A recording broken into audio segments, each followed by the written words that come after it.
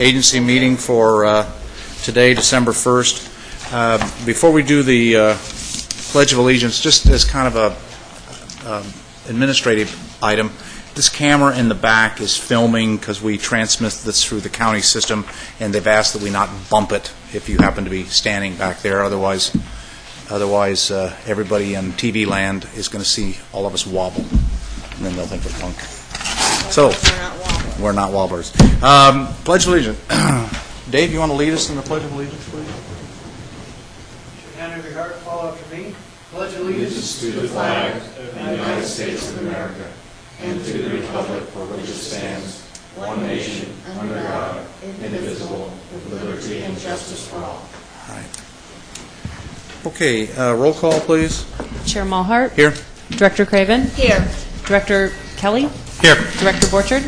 Here. Okay, Sam McIntyre as an alternate is in the audience, and Dave Schwabar is also. Miranda, did you get that? Dave and Sam are here as alternates. Okay. That's all. Agenda. Jeff, any changes on the agenda? No changes. Okay. Public comments. Anybody want to address the board on GMA matters not on the agenda? Yes, sir. Good afternoon, everybody. My name is Andy Waters. I'm a fourth-generation farmer in Ventura County. We farm in the East Los Posos Basin. I'm addressing Ordinance D that's on the agenda. I've sat in many meetings at the Los Posos Pumpers Group. I've joined you guys here several times for your meetings. When Ordinance D came upon us a few years back, maybe I was ignorant, but I didn't agree with it at the time that it came upon us. We didn't have the data, I guess, from my background to support it. Recent changes over the last 10 months have caused our groundwater levels in the area to drop substantially, 60 feet or so. And it would be my recommendation as a pumper in the Los Posos Basin that we continue Ordinance D. I'd like to see it 12 months, but 3 months or so until we can make better use of the data from the Calegas pumping grounds and continue on. But I see a more emergency now excuse me, than there was 2 years ago. More urgency now for the groups that we've put together to put our heads together and come up with a plan to better address the problems, which I see as growing, not easy. So. Okay, Andy, it actually is an agenda item number 8, and we'll debate it at that point. And if you want to speak again at that point, you can. We'll just take the information now, but we'll address it again, and you're more than welcome to come up and speak again if you feel necessary. Okay, thank you. Okay, thank you. Anybody else have non-agenda items for the GMA? Okay, board member comments. Okay, let's deal with the consent items. There's 2 of them. Move the approval. Motion to approve. Second. And a second. Any discussion? All in favor? Aye. Aye. Are they Opposed? on our board over there? You know, in the past we have met down here. I mean, I've done a number of meetings down here over the years, and they always put us up here. But the problem is they never filmed us, so we got away with all kinds of stuff. But now that they film us, we have to have this. So And we have presentation. And we have presentations. So anyway, let me do it again. All in favor? Aye. Opposed? Hearing none. So moved. Information items number 3.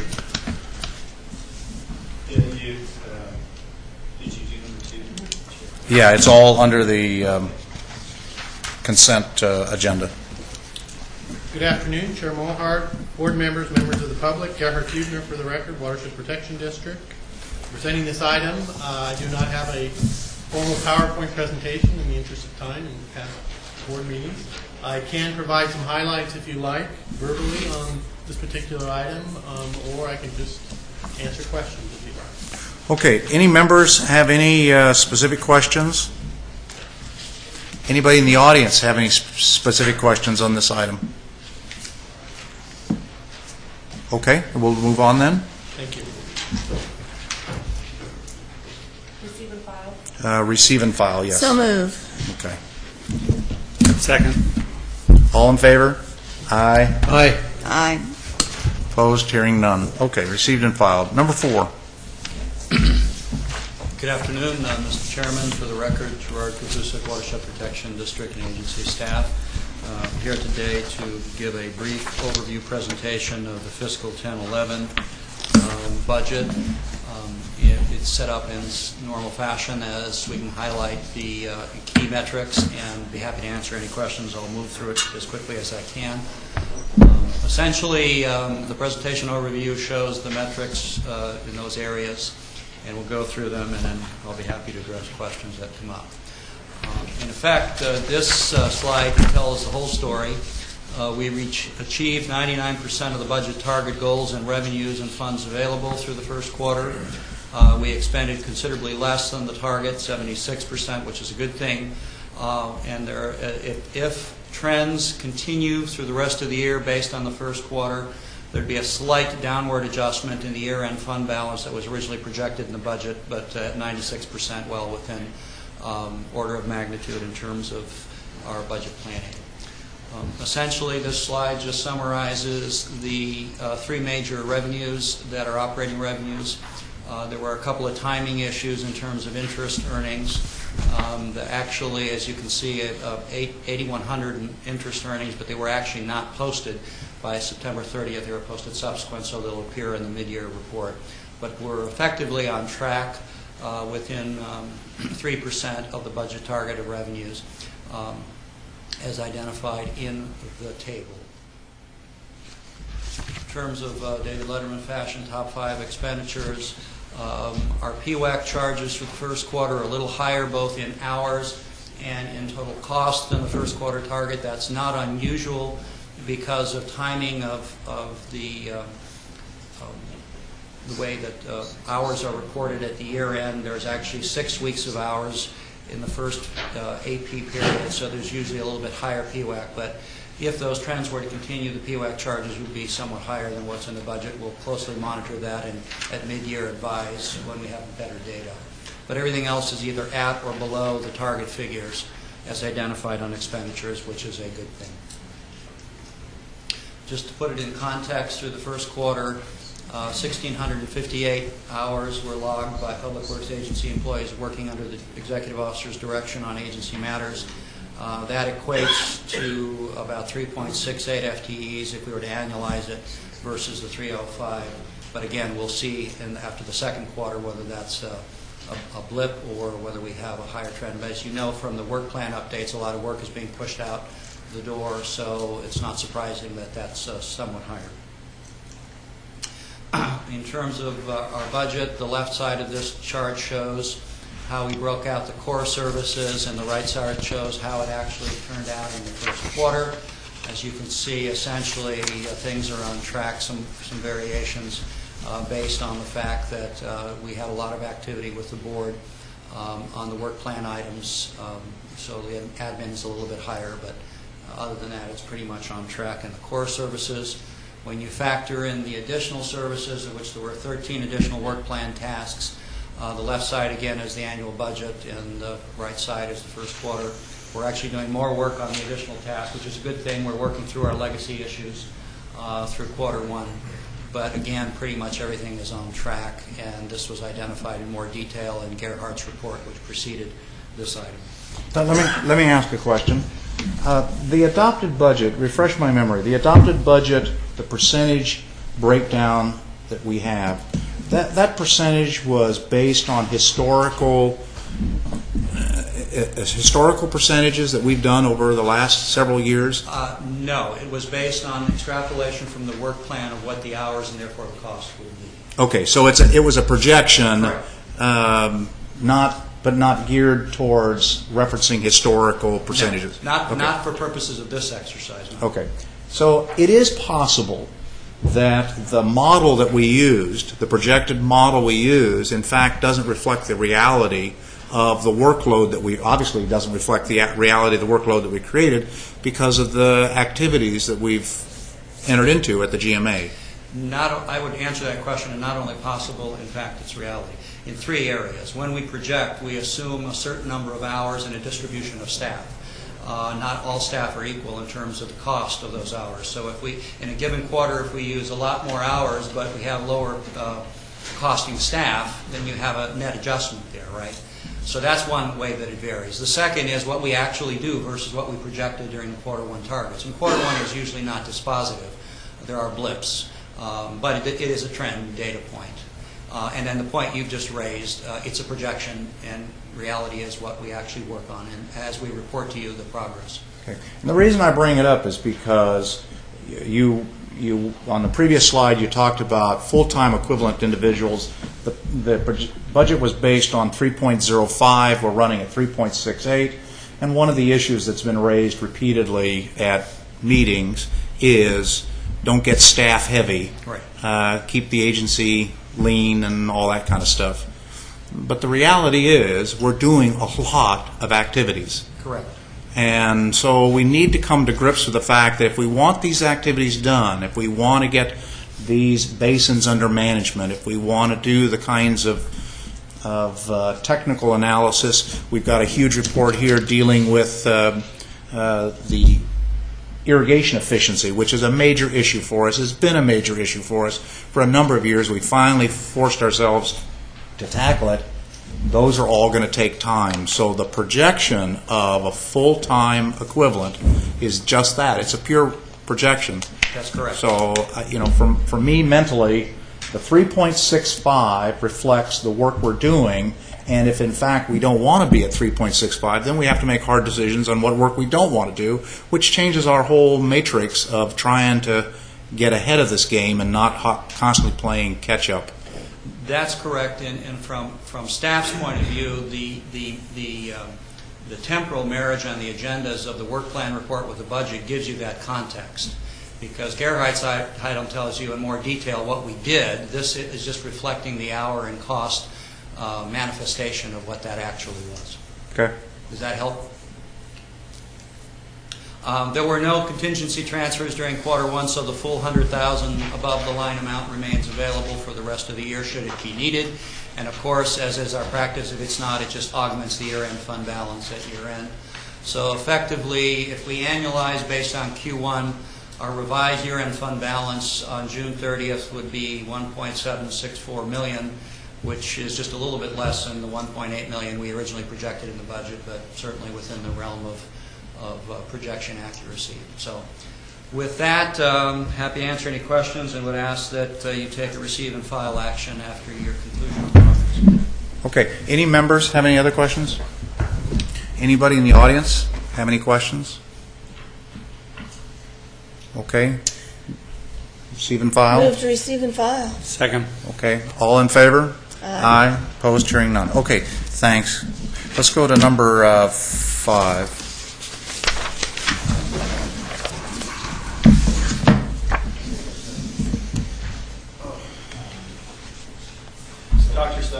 Dr. Stiles is not going to be here until 2 o'clock. Okay, then let's do this. Not a problem. All right, we'll move. We'll hold number 5, and we'll go to number 6.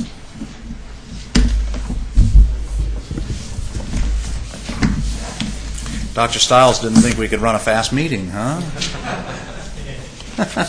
He's been to our meeting. He's been to our meetings, but Actually, he did ask me if he could come a little bit later, Vance. Yeah, that's 2 fine. o'clock would probably That's yeah. Well, historically he would have been correct, but today we're moving along, which is great. Yeah. For the record, my name is Rick Beer-Goots. I'll be presenting item number 6 today, which is a request by Grimes Rock to transfer credits to State Ready Mix. Just a little bit of background. The property is in the Oxnard Forebay on the north side of LA Avenue, and prior to State Ready Mix being there, it was owned by Famcon Pipe and Supply, and they're actually the operator that developed the historical allocation of the well, which was 1.54 acre-feet per year. In 1998, State Ready Mix purchased that parcel, and in 2003, we requested payment from State Ready Mix for groundwater extraction for the period 98 through 2000. In 2005, the well was registered, and at that point, Mr. Cochran requested an increased allocation, and I should say Mr. Cochran is the owner of State Ready Mix. In the second half of 2005, the flow meter a flow meter was installed and it was used, and the results from that indicated that surcharges were due. And in my interest to go fast, I skipped an important point on the first bullet, which he requested an increased allocation, and it was granted to him. He was granted a baseline allocation of 9.49 acre-feet, and with that transaction, the historical allocation was deleted. So, third bullet. In 2005, the agency notified State Ready Mix that payments were due for extracted groundwater and that surcharges may be due. At that time, we weren't certain, but in 2009, we did notify State Ready Mix that surcharges were due for 2006, 7, and 8. And that amount due was increased again at the close of 2009 because extractions exceeded the allocation and payment had not been made. So the solution here is that State Ready Mix proposes to use credits earned at Grimes Rock, which is also operated by Mr. Cochran and located in the East Los Pozos Basin, to offset the surcharge. And that's described in the letter in the board package from Mr. Cochran's attorney. This type of transaction is authorized in the ordinance code, and a finding of no net detriment must be made, but credit transfers must be authorized by your board. We don't find, staff does not find, that proposed credit transfer will result in a net detriment.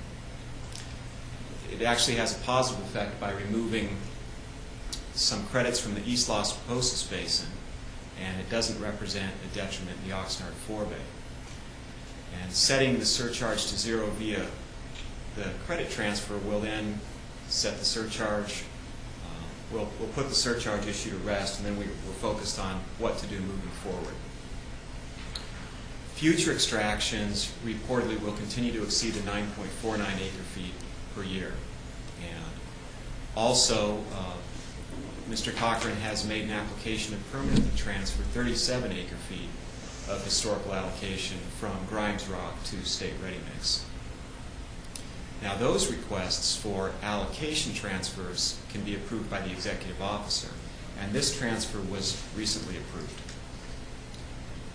With the benefit of the historic allocation transfer, they shouldn't incur additional surcharges as long as State Ready Mix stays within its new allocation. But just so you know, neither the credit transfer request before you today or the approval of the transfer of the historical allocation have a bearing on what we would do in the future if the extractions are exceeded. In conclusion, the proposed credit transfer is authorized by the Ordinance Code. It will not result in a net detriment to the aquifers of the East Los Pozos Basin or the Oxnard forebay. And as far as the detailed numbers go, if authorized by your board, it would transfer 91.436 acre-feet of credits from Grimes Rock to State Ready Mix, and the outstanding surcharge at State Ready Mix would be set to zero. Staff recommends your board authorize the credit transfer. Okay. Anybody on the board have any questions? Anybody in the audience want to speak to this issue? Okay. The recommendation, there it is, transfer the credits. And we built into the ordinance the issue of no net detriment, and I think the process worked. Staff has gone through its analysis. And so I'll entertain a motion. I'll move we approve the staff's recommendation. Second. Motion and a second. Any other discussion? Miranda, because it's a transfer, let's do this as a roll call, please.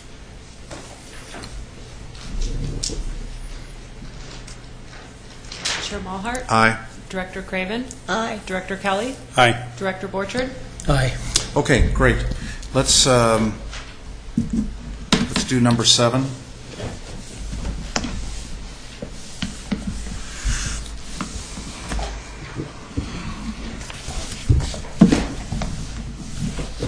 Again, for the record, Gerhard Huebner, Watershed Protection District. I'll be presenting this item, item number 7, which is a proposed resolution, 2010-7, resolution establishing a tiered groundwater surcharge rate pursuant to the ordinance. A little bit of background again. This is a continuation of the item that I presented last month. Historically, the GMA has tied its surcharge rate to Cayugas Municipal Water District's Tier 2 water rates. Those rates are set to recover costs to import potable water from the Metropolitan Water District of Southern California. And currently, Cayugas' Tier 2 water rate is $1,105 per acre foot. If you recall, in October '98, the board established the surcharge at $7.25 an acre foot.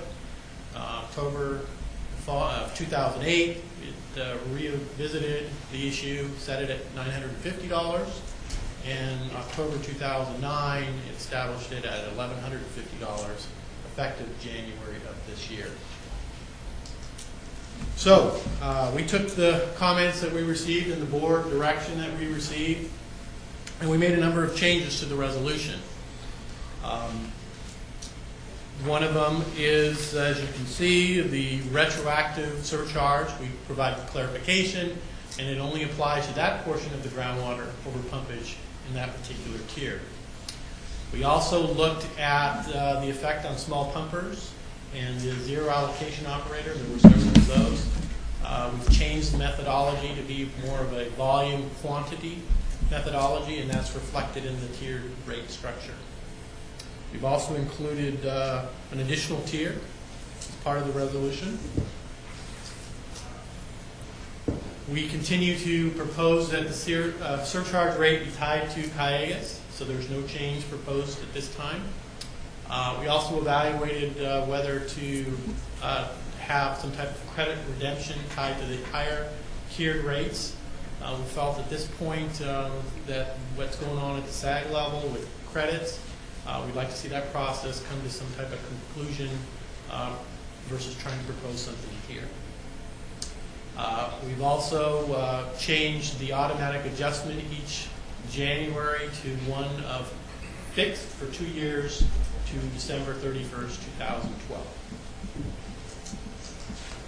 Looking at the resolution and the tiers themselves, the way they're structured is in Tier 1, anything less than essentially 0 to 25 acre feet would be at the 1,105 level. Gerhard, Yes. before you go forward, back up one slide. Sure. I don't understand this. When does the adjustment take effect? December 31st or January 1st? January 1st. But It goes for 2 years. it goes for 2 years, so every 2 years we'll have an adjustment. No. Okay, I don't And we would go 2 years with the same rate structure Okay, versus an automatic adjustment January next year, or this coming January and the following January in 2012. If Cayugas had made an automatic adjustment to their Tier 2 rates, ours would automatically follow. Now, we're proposing, it's essentially this rate structure would be, if the board decides to adopt it, it'd be fixed for 2 years.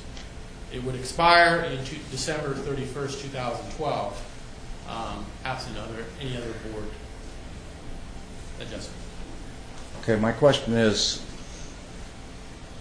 why? What was the logic that says no automatic adjustment, and if in fact we were tying it to the actual replacement cost of water? If Cayugas comes through and decides to increase their rate January 1st and Of 11. of 11, and we meet January 23rd or whatever the date is, and we look at that and we say, Cayugas now says it's another $200 an acre foot for that water, when do we follow suit and when does it take effect? We wouldn't follow suit unless we came to your board or the board itself directed staff to come back with a revision to the ordinance, to the resolution. Okay, so we would then, people would start off January, and we would apply in January, we could vote to apply a surcharge increase. When would that surcharge increase become effective? Not until the beginning of the next reporting period. Correct. Because we can't make a surcharge that's retroactive into a reporting period that's started. We've never done that historically. Is that correct? Right. That's generally how we follow. That's why we do the January. January is a new reporting period. Essentially, we would get the results the following July. That would when we would see. And how often does Kiegas adjust their rates? First of the year, Henry? Once a year. Or ready? Good afternoon, Chair, members of the board. Reddy Pakala with Water and Sanitation. Kiegas has been adjusting their rates every calendar year. I believe what Gerhard is talking about is 2011 rate. When he talks about Tier 2 rate, it was already approved by Kiegas as a Tier 2 rate for 2011. I was going to make comment about this. Kiegas will change it next year again. Next year being this coming January? 12,000. No, a year from January. Oh, okay. They already changed. The way the rate process works, Kiegas typically adopts their new rate sometime in August, September of each year. That's for the following calendar year. Okay, I got you. All right. Okay. So what if they raise it January 1st, 2012? Okay, so if I apologize. Maybe it's just me that I'm confused, which I've been accused of many times. So anyway, that's what my co-pilot says all the time. Captain, you're confused. If I remember, You guys needed that. I thought we were landing in Paris. No, we're going to Rome. Oh, you didn't tell me. Anyway, that's a sidebar. Hey, my question though is. Automatic's the key word. Automatic is key. Two questions. We have said that part of our strategy for establishing surcharge was to reflect the actual cost of water brought in. Yes. Okay? I believe that's been one of our tenets for a long time, and in fact we've moved more to that. When you look historically, we started out $250 an acre foot. We laid that on the books for a long time, and it was Kiegas that said to us, that's so unrealistic given their actual cost of water. We bumped it to the $750, then we went to the $950, and we're moving to a process of trying to make the cost of replacement water reflect what the real cost is as an disincentive to overpumping. Correct? I'm not sure how this works against that philosophy. I read this saying that we're always going to be playing catch-up, and my fear is that our catch-up is going to be way behind where it ought to be. Now, if that's what people want, I'm okay with that, but I want to make sure we raise the question. And if, in fact, the philosophy is to be tied to Kiegas's replacement cost, does this do that? And if it lags a little bit, is that okay? Mr. Chairman, maybe we could get Kiegas' representative to describe what he anticipates the future to bring. Well, let me get my take on this, because I think Lynn's reading it a different way than I am. I'm reading this that there's no automatic adjustment for 2 years. Right. But if staff hears that Kiegas is going to raise it next August, they will bring it to us for us to approve it. That's not automatic. If we had an automatic adjustment in a year, then they wouldn't have to bring it to us because we'd be approving that adjustment now. Okay, that's correct. That's fair. Okay, all right, that makes sense. Automatic. If we had proposed an automatic, if I remember the concerns, that we'd be on autopilot and that we're tied to it and it's too automatic. So we tried to just cut the baby in half and have it for 2 years so we wouldn't have to revisit this every year. There was some concerns perhaps we're doing this too often, gives folks certainty in terms of what's happening out there. But certainly we have the option at any time to come back and revisit this. Okay. Does that make sense? You guys okay with that? Does that make sense to you? Okay, that's what that interprets. Okay, all right. Thank you. I think we got plenty of time. I mean, if they change it late summer, we have, almost a half a year to catch up or not. Okay. But with the volatilities going on, I like this better than the automatic. Okay. All right. One more question. Does the resolution reflect our intention to kind of mirror the Kiegas rate? Language in the resolution reflect that? I think so. And maybe we're not mirroring it, but we're following it? Yes. Okay. Okay. All So right. this tiers mirrors what we talked about, what I've mentioned in terms of the volumetric quantity. So 0 to 25 acre feet above their allocation, they would be in Tier 1. Tier 2 is 25 to less than 100, would be $250 above the 1,105. That's how the math works out. And then Tier 3 is 100 acre feet or more, and that equals $1,605. Okay. And we did this analysis looking on, just today, who potentially would be in the surcharge mode and kind of grouping and looking at the various operators, and that's essentially kind of where the benchmarks or the tiers fell. So Okay. the small, medium, and the large. So a little bit of conclusion. Reliability of cost remains uncertain. Tiered rates account for the cost of new water, essentially replacement water we mentioned. It is meant as a disincentive to a certain degree. I think it is working. This is how I just mentioned how they sort of fall out. 5 would be in the Tier 1, 2 in the Tier 2, 1 in Tier 3. I want to caution, though, that things change. People make adjustments, so it just gives you a snapshot of today, if we were to apply this today. You have various options before you. You have the status quo. You can maintain what we currently have. You could do one tier with a fixed rate of $1,600. You could have a tiered rate with the automatic adjustment each year with 2 increments. And you could have a tiered surcharge rate fixed at the 2-year current Cayugas Tier 2 rate plus the 2 increments at $250 for each tier. And with that, we recommend option number 4 and adoption of the resolution 2010-7. Okay. Anybody else have any questions? Dave? Any questions? You okay? Charlotte? You okay? I'm just reading to make sure this says what I wanted to say again. Okay.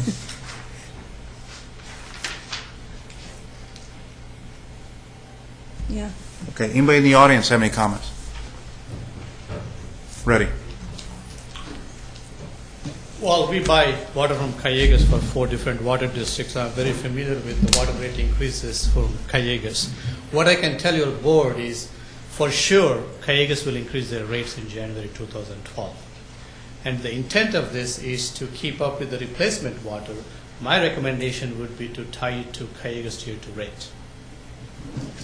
Okay. You're ready. You believe that we ought to go back to the automatic, just peg it, let that be the benchmark. Yes, sir. Okay. And All get right. rid of this number 3. Okay. Frank?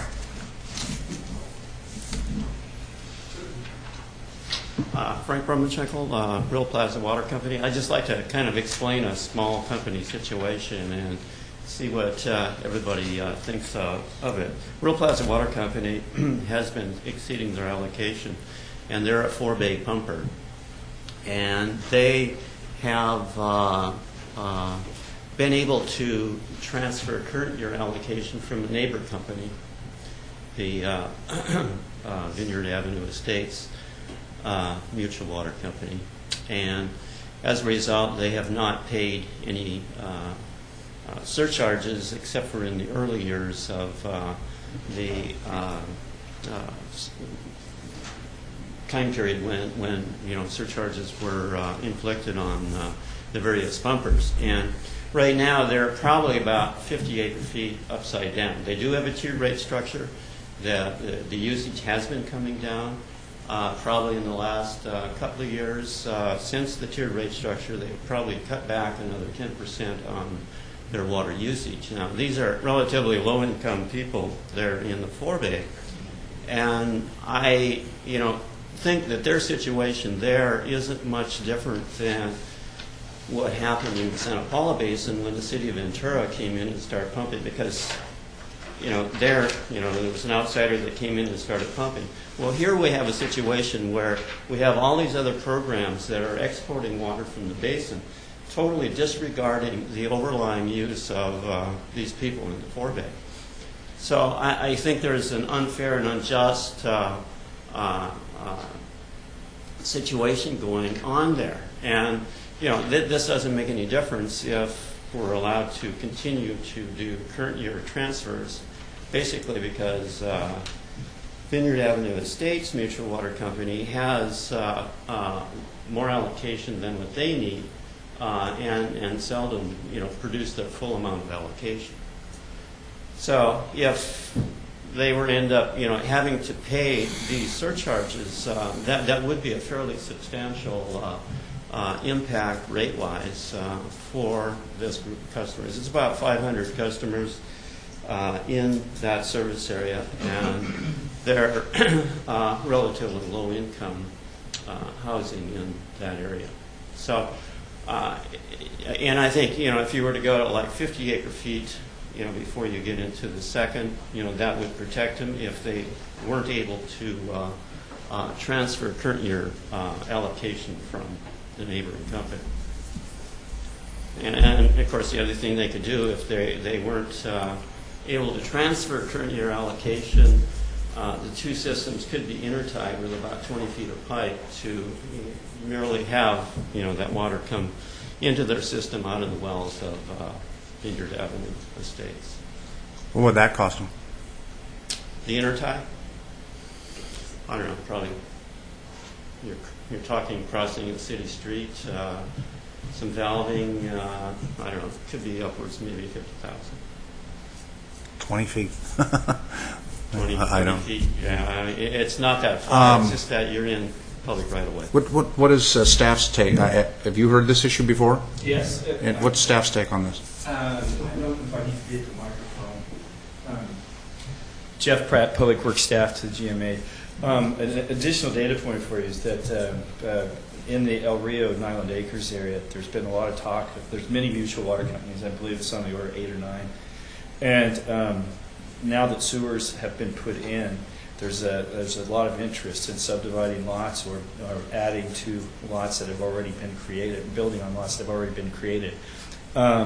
As a consequence of that, we've been doing a lot of research on what the allocations are, because the threshold question was, is there enough water to start doing this? The answer was that only if they share, because a lot of them are already at or beyond their allocation. But there were 1 or 2 that had additional allocation they could share. So there is going to be, your board should know, a run on the whatever extra allocation is out there, because what was previously the restraining point, the sewers, has been cleared up. Now there's an intermediate problem in that the fire flows, they don't have fire flow because a lot of the systems are old. They don't have pressure or volume. And at this point, the fire department's asking anybody who wants to subdivide a lot or do a substantial addition to their house to put tanks on their reservoirs on their property, which is probably impractical. So there's a lot of talk about consolidation and potentially bringing them into a water district in the county family. But I thought you might want to have that for your deliberations.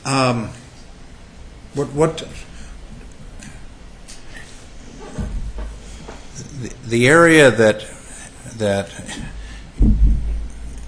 area historically has been a high concentrate of nitrates because of the septic tank systems that have broken down.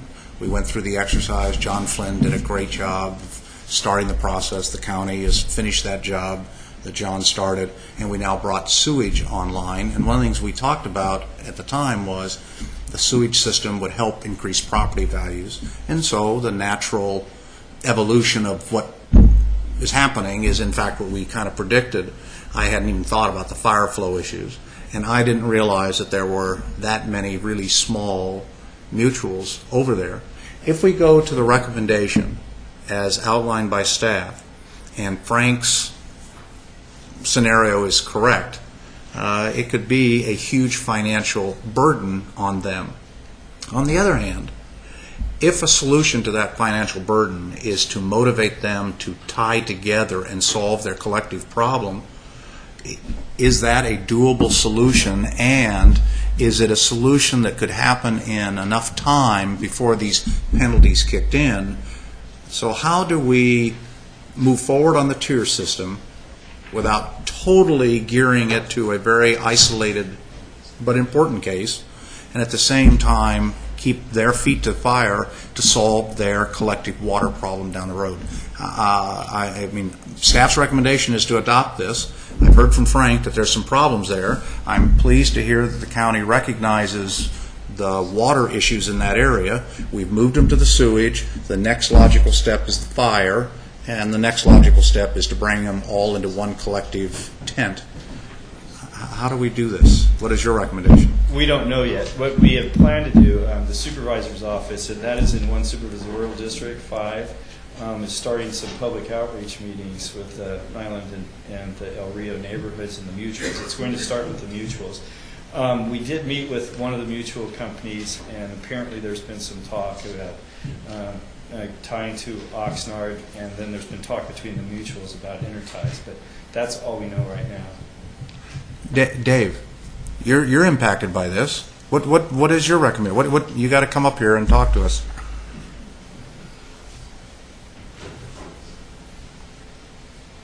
Chair Mulhart and Board, I'm president of Nyland Acres Mutual, and we're in the middle of installing meters to get in compliance. As everybody knows, it said we were on septic tanks. Everybody, I remember at some of our early meetings, I wasn't involved with the water company at that time, but he said, yeah, you people are really thrifty out here with your water. Well, you had a septic tank and you couldn't flush the toilet in the winter, so that's why you get real low allocation. And now the sewers go in, and wow, you can run water all over. So it just kind of changed the whole scenario with the water company. And I've got a really low allocation. I've had a really high influx of people. I'm waiting to see census results because there's been a huge increase in my population, and as in the rest of the county, we've got a lot of multiple families living in one house now.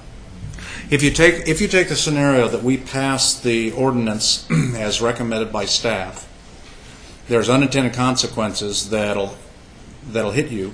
Yeah. Are those unintended consequences the incentive and motivation you need to marshal people to address this issue, or is it the straw that broke the camel's back, or is there another solution out there? Well, talking to the president of Vineyard Avenue Estates, when they installed meters, their consumption went down dramatically, and that's what I'm hoping to see. Because I've got people wasting water. My meters, we've got some meters installed. We've been manually reading them. They're AMR meters, but we've manually read them, and from one house to the next, I've run 31 HCFs through mine. My neighbor has over 100 installed the same day. So this is, we're going to have some people going to get a real wake up. Okay. We've heard from Frank. Frank's telling us that this could be detrimental to, and Frank, I don't remember the mutually represented. Rio Plaza Mutual. Rio Plaza. Yeah. And you already have meters? Yes, they've been metered. Yeah. And we've been flat rate, run as much as you want, huge big yards, gardens, people running water, just no consequence, water going down the gutters. You're going to need a good education program. Yes, there's going to be a real wake up. To me, the dilemma I have personally is in the grand scheme of things, when you look within the full boundaries of the GMA, getting ourselves ahead of the game by doing this tiered system is important for the overall management of the GMA when you look in the macro. But when you look at specific individual cases, and the El Rio Nyland Acre area has been a significant case for the GMA and the county, as you well know, and I want to be able to make sure we bridge this gap without doing things that we ought not to be doing. But I don't want to delay moving this item down the road. But at the same time, I'm concerned about, and I don't know what the solution is. And as Frank said, these lots are getting subdivided, and right now my company is up against the fire. Above ground storage, not so much fire flow, but above ground storage is non-existent in my district. In terms of timing, there's no time frame we have to do this today. Is that correct, Jeff? That's correct. It's Okay. completely up to your board. All right, what is your take on this? What do you guys want to do? What do you want to do? I'd like to see a little more education just on my own part. I have one question right off the bat. Why are the allocations not adequate? I don't know that we know the complete answer to that question, but you've heard some of the reasons. There are more families in the single-family homes, and then there's a real demand to. There have been illegal mother-in-law flats. Is that what they're called? Granny flats. Granny flats. Okay, so we've got Don't blame mother-in-laws, right? Yeah. That's what planning calls them. That's what the state calls them. And then there are people coming in who legally want to subdivide who invested because they thought that they could and are running up against these obstacles. So there's a lot of pressure to increase usage there. I might say that we reviewed all those in the El Rio area, which included Strickland Acres and up along the Juvenile Justice Center. And I don't think we saw anybody, there wasn't anybody pumping over 100 acre-feet of beyond their allocation, but they were going beyond their allocations. I don't have the information on Island Acres right now. So it sounds like allocation was set on the number of parcels or properties, and then now those properties are having a much intensive Well, they were amount set of people. in the historical base period. They had historical allocation or baseline. So it was set back in the 80s when everybody's historical, I see. based on the reporting that they did. Charlotte.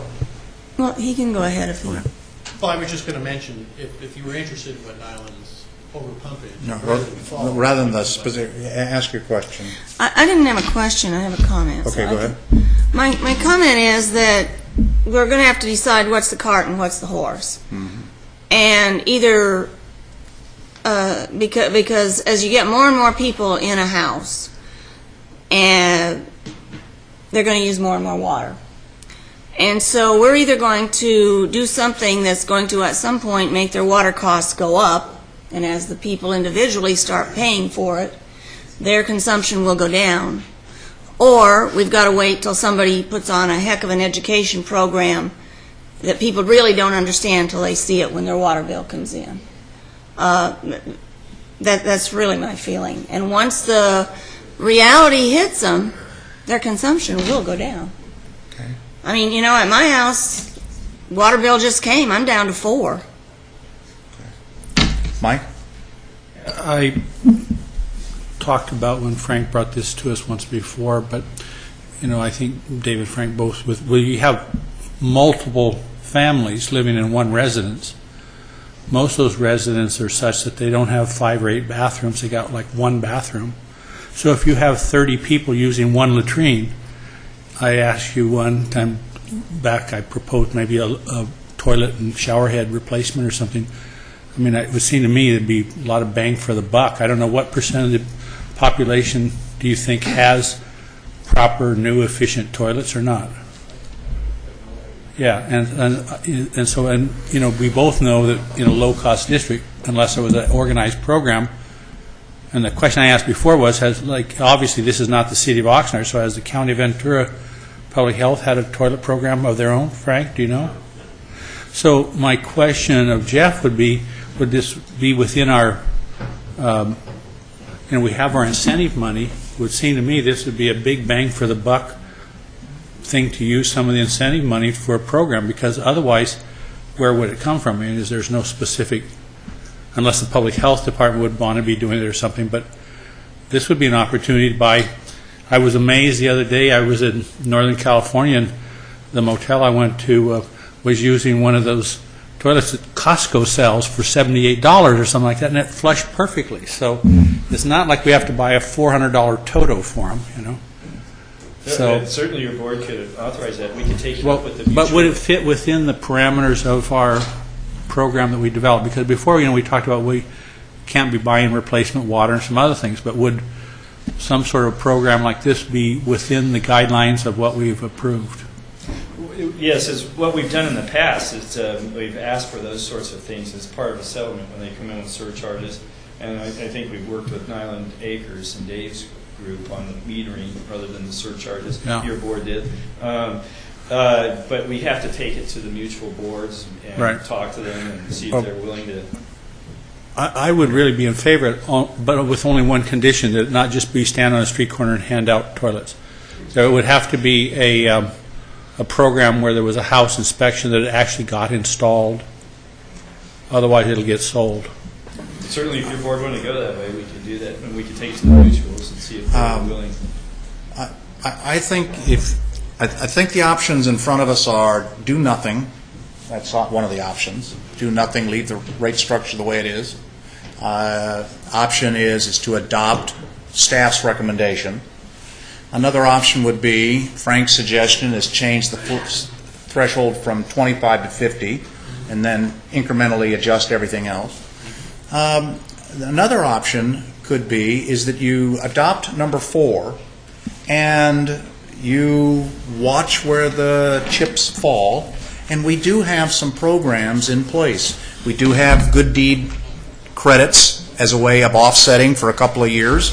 You have the grant program that we created as a way of doing some offsets for a period of time.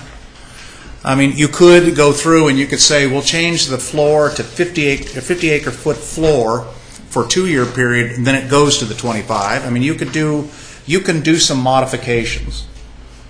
And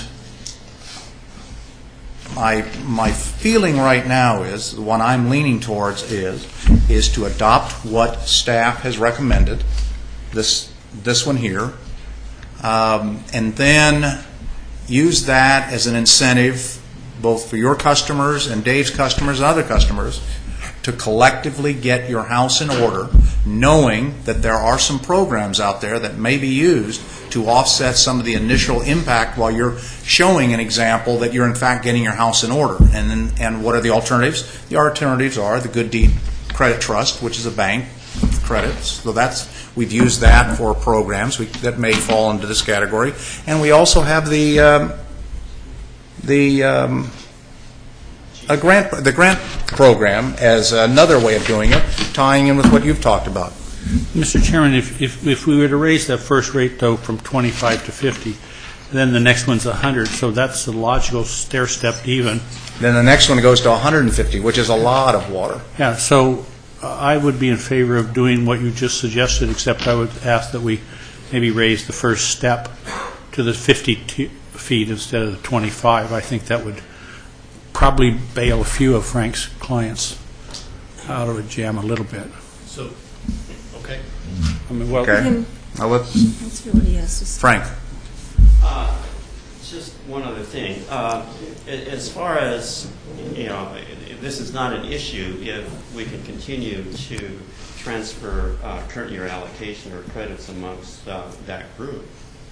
So if that's the case, then you can do as you want with this. Or another alternative could be that you exclude surcharges on 4-bay pumpers. I mean, here you are, you're exporting water, from the 4-bay, but yet you're applying cutbacks there.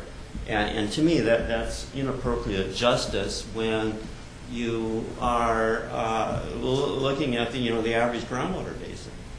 I mean, the situation with Fillmore. Fillmore doesn't want people pumping out of their basin. Santa Paula Basin pumpers didn't want people pumping out of their basin. Here we have the 4-bay basin, and we've got a free-for-all of everybody taking water out of it, and you're applying penalties for overpumping by those overlying people. I mean, to me, that's a great injustice.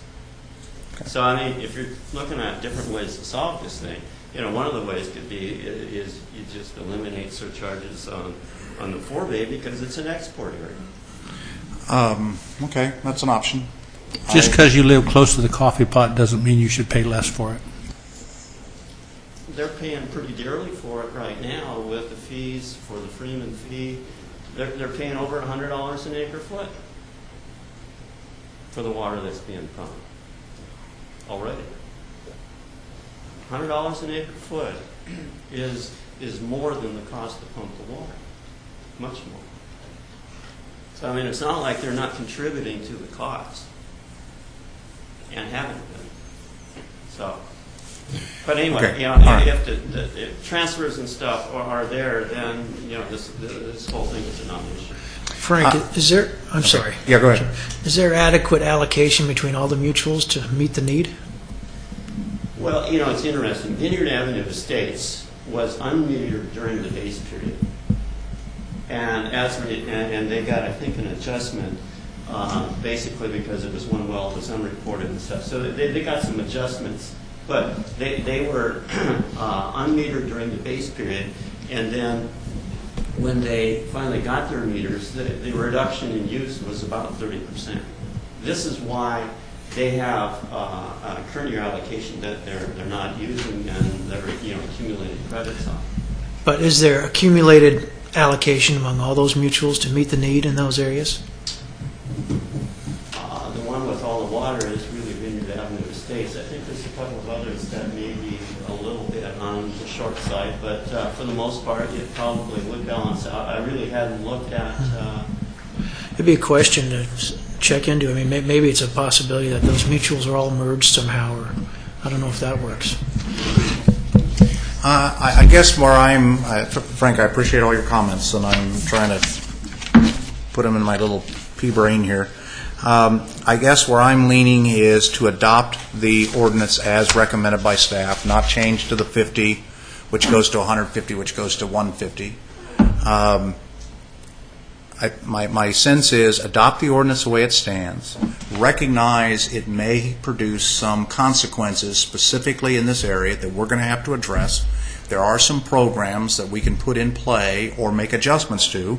The allocation from mutual to mutual, collectively bringing the mutuals into a common fold, may be a solution. The Good Deed Trust may be a solution to bridge the gap while we get through a couple of years of getting some real trends in place when people show that they're coming to grips with the reality that they now, if they wanted to subdivide and expand, there's a cost of water that has to be paid for. And we also have the grant program. So I think there is programs in play that will allow us to get through this process, and we reserve the right going forward if the whole thing turns out to be a fiasco to undo the whole ordinance and start over again. But I think for the agency on a whole, I think we need to get this ordinance in place, recognizing we may have to deal with this on a separate basis down the road. Resolution. Oh, resolution. That's right, the resolution.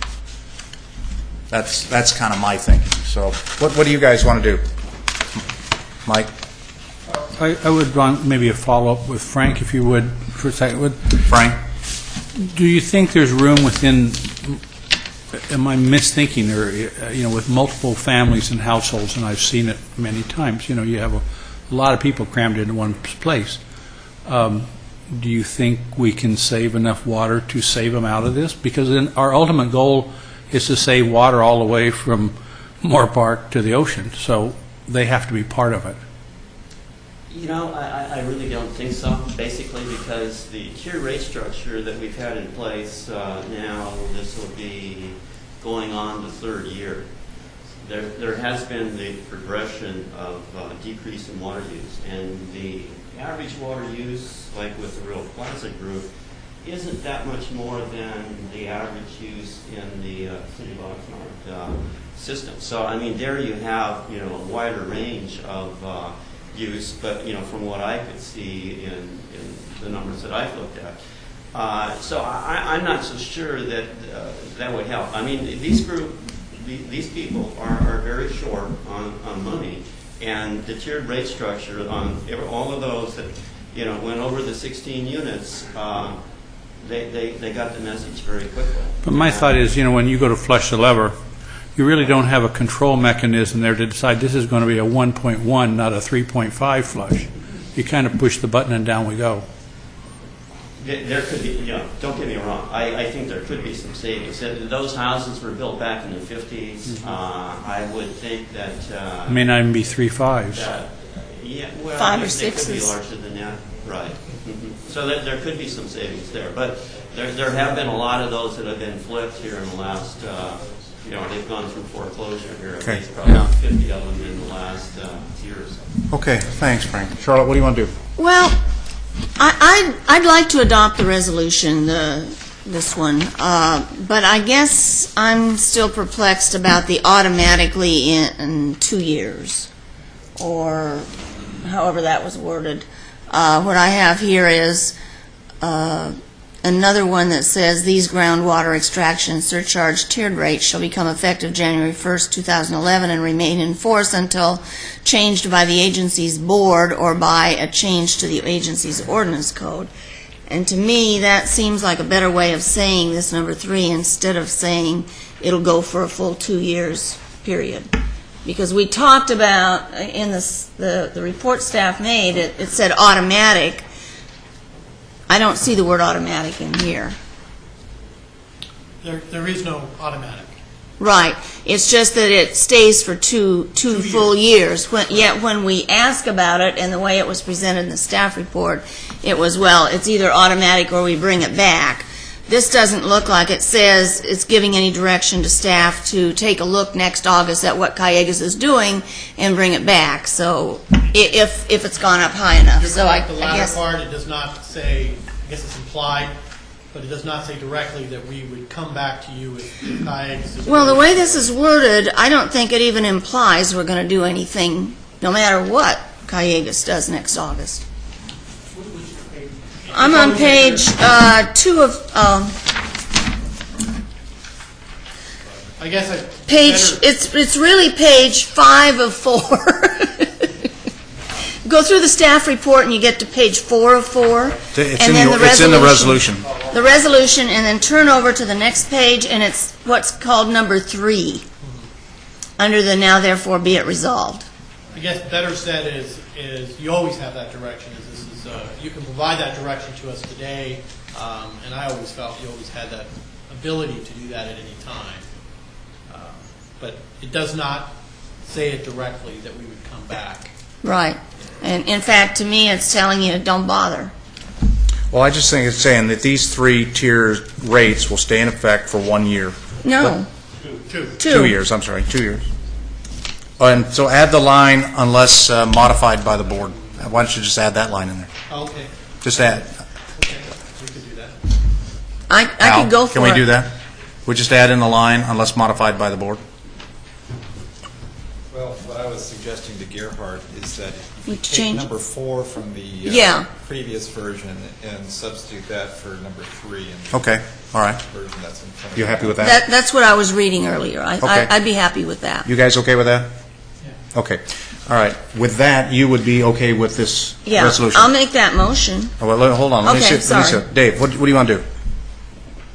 I am following your logic as well, and I like Charlotte's additions, and I think that also encouraging some of this continuing new meter installations and getting the houses in order of these various mutuals is the first step in maybe looking at this problem.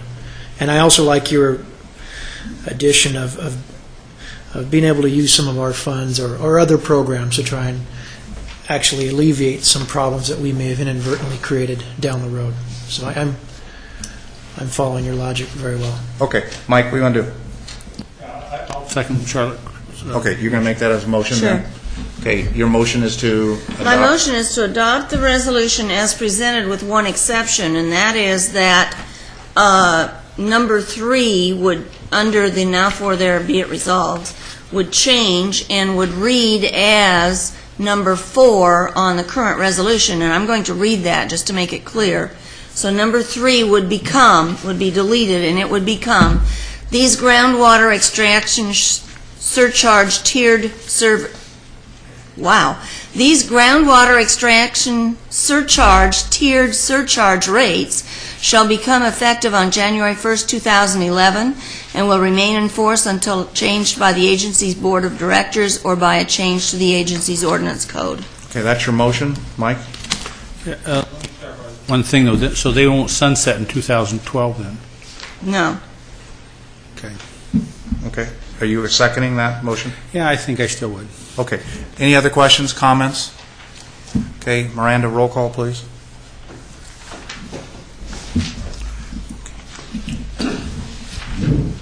Chair Mulhart, Aye.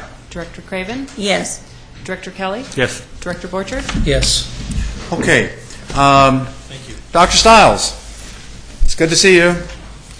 We're going to go backwards in the agenda here. Number 5.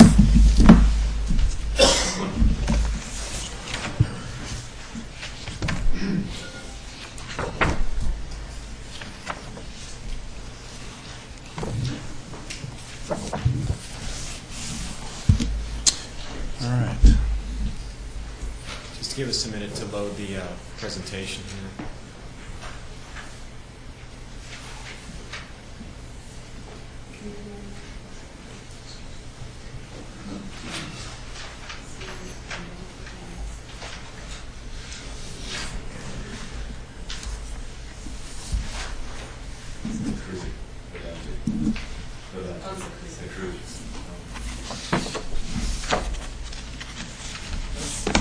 That took more time than I wanted, but we had to discuss it. Yeah. That's fine. You know, heck, we have all that water for showerhead stuff, aerators from the gas company. The landlords don't do it. Am I blocking you? Can you see? I can see. Good afternoon. For the record, my name is Rick Piergoots, and of course Dr. Stiles is here. I'll be presenting, and Dr. Stiles has brought a number of slides as well. I've just got a couple slides, and then I'm going to turn the floor over to Dr. Stiles. I have a conclusion slide that mirrors what's in the staff report. So let me get going. Item 5 is the report from the Irrigation Training and Research Center on evaluation of strengths and weaknesses of the existing FCGMA irrigation efficiency program and specific suggestions for improvement. So the report that Dr. Stiles will be presenting today is the second of 2 reports. You may recall in September he presented what was called the Task 2.1 report, and in that he documented a number of issues with the existing GMA weather station network, including some data quality issues, many prior to the year 2007. Also some issues with weather station siting, correct siting that is. He recommended that we move towards using weather zones, and importantly, the first report he presented in September analyzed plant required water. Like the first report, staff's role was to provide support to Dr. Stiles, review the draft report, administer the contract, and also like the first report, Dr. Faber and Dr. Schwankel have signed off on this report as well. So the first report modeled the crop required water. Today's report built on the first, and it includes ITRC's systematic evaluation of evapotranspiration for 24 crops. We talked about 21 at the last board meeting, and Dr. Stiles, I believe, added some avocado crops to it. So this one includes salinity, leaching, frost protection, and distribution uniformity. So this is to get the applied water above what the plant required water is. So with this information, ITRC has determined a total irrigation water allowance. To me, that's kind of like the GMA's allowed water. Not exactly, but it's similar to it. And they're also recommending the agency move towards an irrigation allowance index, which would sort of be the replacement to the irrigation efficiency program terminology and program. Dr. Stiles is going to go through the options, so I won't spend much time on them. Option number 1 is the recommended option. It is the most simple option, and what it would do is we would use precipitation data and select a year type each year. And what we would then do is go to a table, and that table would tell us what the water allowance was for a given crop for that year type. The second option is a little more detailed. It's similar to what we do now, where it would calculate the total irrigation allowance each year. And so the weather stations would be very important for that. And option 3 is the more detailed approach. You can see here my slide mentions it would use daily weather data, it would use the ITRC soil water balance model, and that would require oversight by an irrigation expert. And the last slide I have for now, just wanted to highlight that at the last board meeting, some questions came up about recommendations for additional work. And so Dr. Stiles has included some of those in his report, and I think they all appear to be in the spirit of making sure that the revised approach is technically sound. And he'll go into these, but provide quality control of the program for the first year, modify crop categories if necessary as we go, make corrections to the ETIW by rerunning the model in summer 2011, and incorporate that for the 2011 filings. Study of evapotranspiration in greenhouses. The work that he did wasn't specific to greenhouse. That in itself would take a special study. And finally, using satellite images to compute crop evapotranspiration as a check of what's been done so far. And that has other benefits that it could assist with regional water balances for groundwater hydrology investigations. So, Miranda, if we could cue up Dr. Stiles' presentation.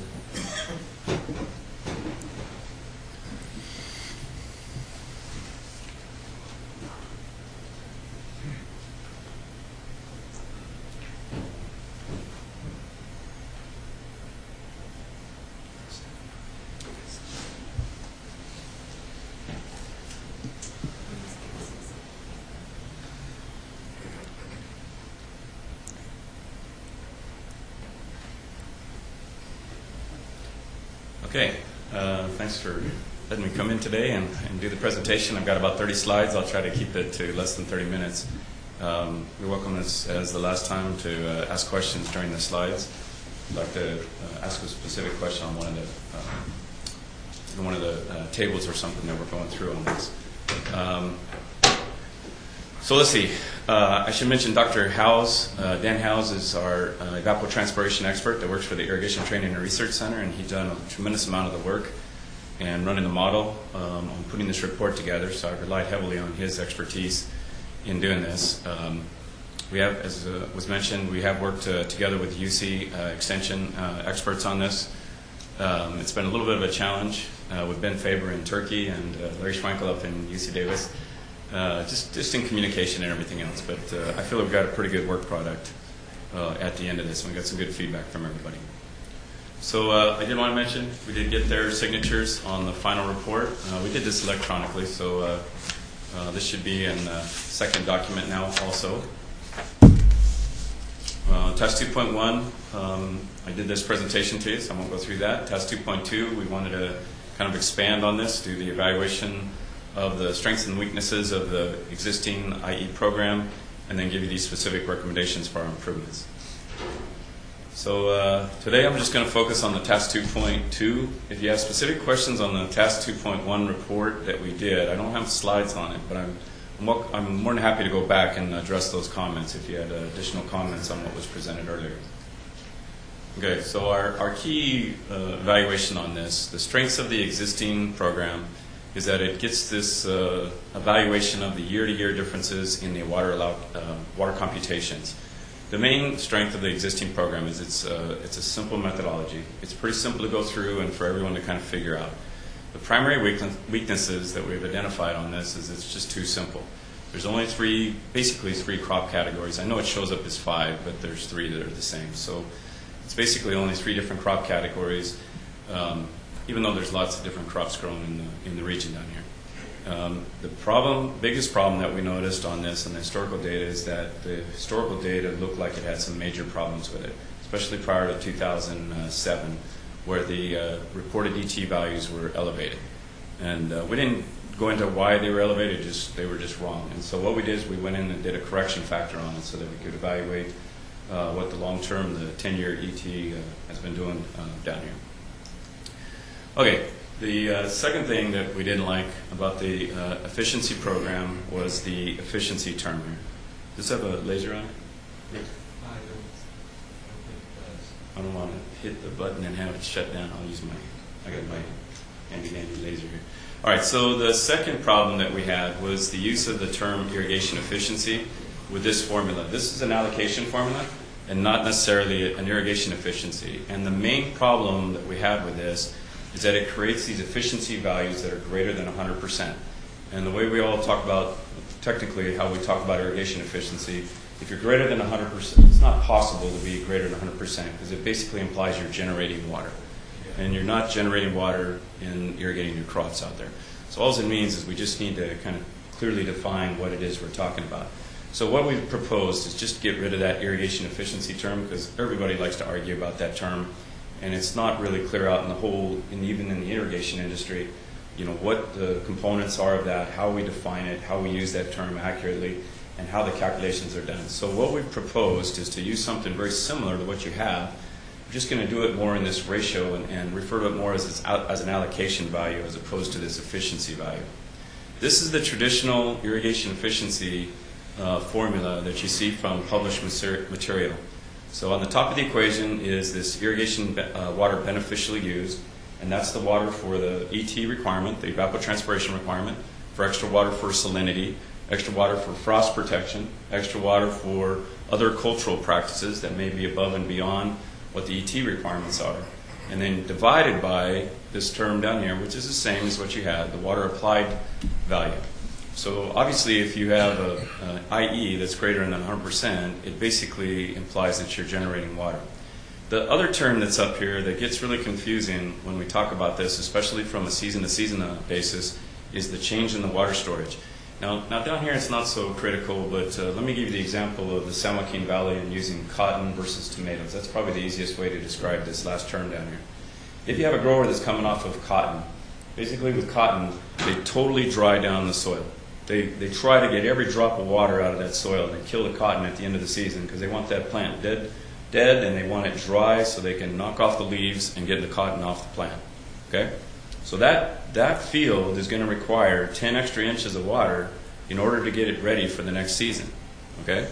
Now if you have another grower that's going to go from tomatoes to, say, cotton the next year, he's going to finish up on the tomatoes. Now tomatoes, you want those plants nice and healthy and green and lush when you harvest them. So when they finish the season with the root zone full. So he may have to only put on 1 or 2 inches. So it's really simple to get confused in this irrigation efficiency calculation if you don't take into account what happened with the change in storage between one season and the next season. So the efficiency, that's why efficiency gets really complicated, is there's a lot of other complicating factors that come into this. So we've proposed to move away from this whole efficiency calculation because this is the subject of bigger studies. You know, that's just something that basically is done on a larger scale basis. They usually do a nice big boundary and try to do a multi-year analysis for these types of evaluations. So what we're proposing is to abandon the current approach with the irrigation efficiency as the calculation, mostly because we don't like that terminology on there and we have some other issues with it, and replace it with this new irrigation allowance program. So based on the last board meeting, we increased that number from 21 crops up to 24 crops. Basically what we did is we split out avocados and blueberries and created more categories for the younger plants. We had one general number and we wanted to split it out. We have multiple cropping, which is different than the existing one.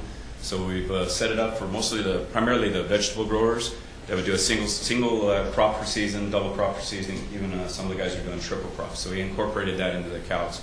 We also put in the component here for the crops, the perennial crops, and considerations for their age, so that you would have different canopy coverage. So at the beginning, first 2 years, 3 years, the trees might have only 20% coverage. As they get older, 50. As they get older, they have the full coverage. Okay, so that was a difference in how we handled it. And then the last thing that we did on this was to propose that we use 3 ETO zones, and we kind of fixed these values. And the way we did it is we did it the way the state uses the ETO zones. Is they've created these ETO zones based on either miles inland or different regions, regions within the state. And what we tried to do is follow how the state creates these zones. We basically overlaid the lines onto the boundaries down here to create those zones. So we didn't create something new. We're building on something that was already done and the format that the state uses for creating ETO zones. It works out really nicely down here with the ocean being right here that we just based it on miles inland.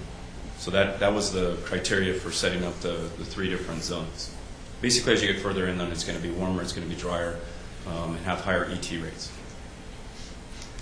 Okay, so these are the 3 zones. Again, if you look at the CIMMYS information, the CIMMYS weather data, and their generalized ETO data, these lines correlate very closely to their lines. So they're not on physical boundaries here. It's primarily from miles inland that create this boundary out here. So Zone 1 is out here closest to the ocean, Zone 2 is in the middle, and then Zone 3 is further inland here. Okay. So the allowance, basically we're doing it very similar to what was done previously. Allowance is going to be that ET rate. It's going to be this extra water for salinity. It's going to be the extra water to overcome a reasonable distribution uniformity. So we use the same value that was done previously. There was no reason to argue about the 0.8 being a reasonable value for distribution uniformity. That was what was assumed in the previous setup for the irrigation efficiency calculation. So we incorporated that value also. We also added water for irrigation for frost protection, and I'm going to kind of leave a little asterisk on that and talk about that at the end, because that's kind of a special characteristic, and there's really no way to predict the number of frost protection events that you might have during the season. So that actually would have to be handled as an add-on to the calculations here. So if you have 5 days of frost protection, you would have to have extra water for those 5 days, and you can't really build that into a table or a formula. It would have to be calculated individually. So here's the basic formula that we have for the irrigation allowance.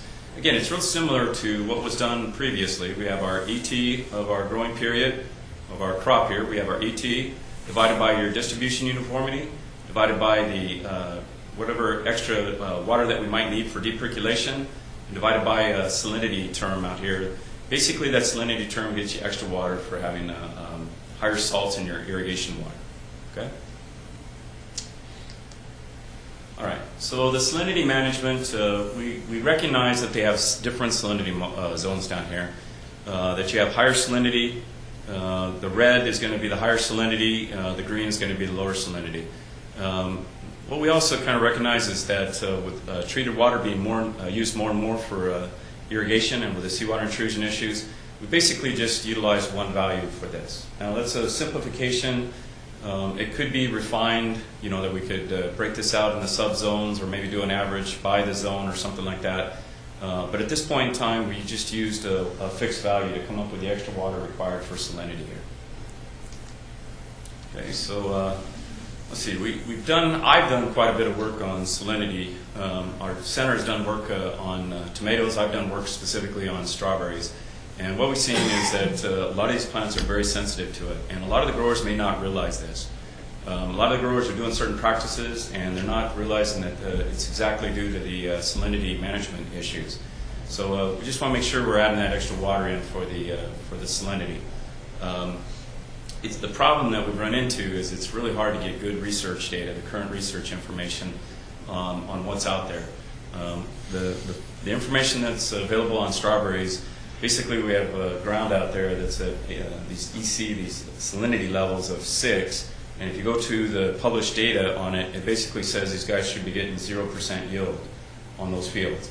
And we know that's not right. So we've had to adjust what some of the traditional information was, and this report is the first time we've published any of that information. Okay? All right, so this is our recommended irrigation allowance. Again, from the last presentation I made, we've added a few more of these percent covers, so to account for younger crops here on the avocados and also on the blueberries. These are the 3, I think, that we added. And we refined the numbers a little bit on some of these other values also. The last table that I presented had lower values, and the reason they had lower values is we did not have the salinity water in here, and we also didn't account for the extra water for distribution uniformity, these extra components. So on this table also you can see the 3 zones. So here's the Zone 1, Zone 2, Zone 3, and then we're proposing 3 types of years. And typically this is how we handle the do an ET evaluation for the rest of the state whenever we're doing water balances or water scheduling type calculations. We've kind of broken it out just into those 3 general categories. So you can kind of see how you go through it if you look at something like I'll just pick on one here. So celery. So we have 12 inches, 13 inches, 14 inches as we go through the 3 zones. So it doesn't make a huge difference, but they're going to be slightly different here for the different zones here. Okay. All right, so as Rick mentioned, we basically went through 3 different options for the report. Most of the time I'm going to spend in this presentation is just on option 1. The other 3 options, basically, they're going to tie into those existing recommendations that we just made. But we have some slight differences here between the options. So option 1 is just to use the standardized tables. It would be very similar to what's being done currently with a program. It's just basically we have the expanded crops, And instead of doing a year-to-year ETC program, it's going to be a standard table that you would utilize and then maybe make tweaks during the year. This option 2 is going to be an option where we do crop coefficients, where we actually establish a seasonal crop coefficient value and then modify the crop water use based on collecting annualized ETO data, which is real similar. It's not too much different than what you're doing right now. So basically you're making a year-to-year adjustment. And the main issue that we ran into with this is the reliance on the quality control for the weather stations. You know, you have to have good data in order to have that option work properly. The last one is option 3. That would be having an irrigation expert come in and do the work that we did to create the 2 reports, which is to go in and do detailed modeling and create those values and do it on a year-to-year basis. And I just want to mention it because that's how we got the data and we were able to come up with these conclusions, is to come up with an evaluation like that. But it's an expensive option to go down that route. Okay, so option 1, again, it falls back to having a single value for each zone, and then with the 3 different types of rain years. Basically, anything less than 11 inches would be considered a dry year. Anything greater than 17 inches would be considered a wet year. And I realize that's kind of a generalized statement to say those are 3 types of years that you might have down here. And, you know, what's the really, you know, if it's right at 11.2, does it really make a difference? It's just how we do it. That's how we've done these calculations in the past, and it seems to be a pretty good approach to try to capture it without getting too detailed in the calcs. This is just to give you an idea of what that annual precipitation would look like against the effective precipitation. So if you talk about something on the low end scale, these are strawberries. The strawberries, they have the plants are covered out there with plastic. The beds are covered up with the mulch with the plastic. So very little of the rainwater actually gets in. Some of it does. So if you have 5 inches of rainfall, about 2 inches might get in. If you get 25 inches, you know, only about 6 inches is going to get in and actually be effective to the plants. If we go up here to the other end of the spectrum, the avocados, avocado trees can use pretty much most of that rainfall that hits the ground. They can be stored in the ground and then utilized later. So 5 inches gives you almost 5 inches of water here. As we go up to 16 inches, you can see we get quite a high percentage. So there's a difference between the different crops on how much water might be effective. We didn't use a value of, say, 50%.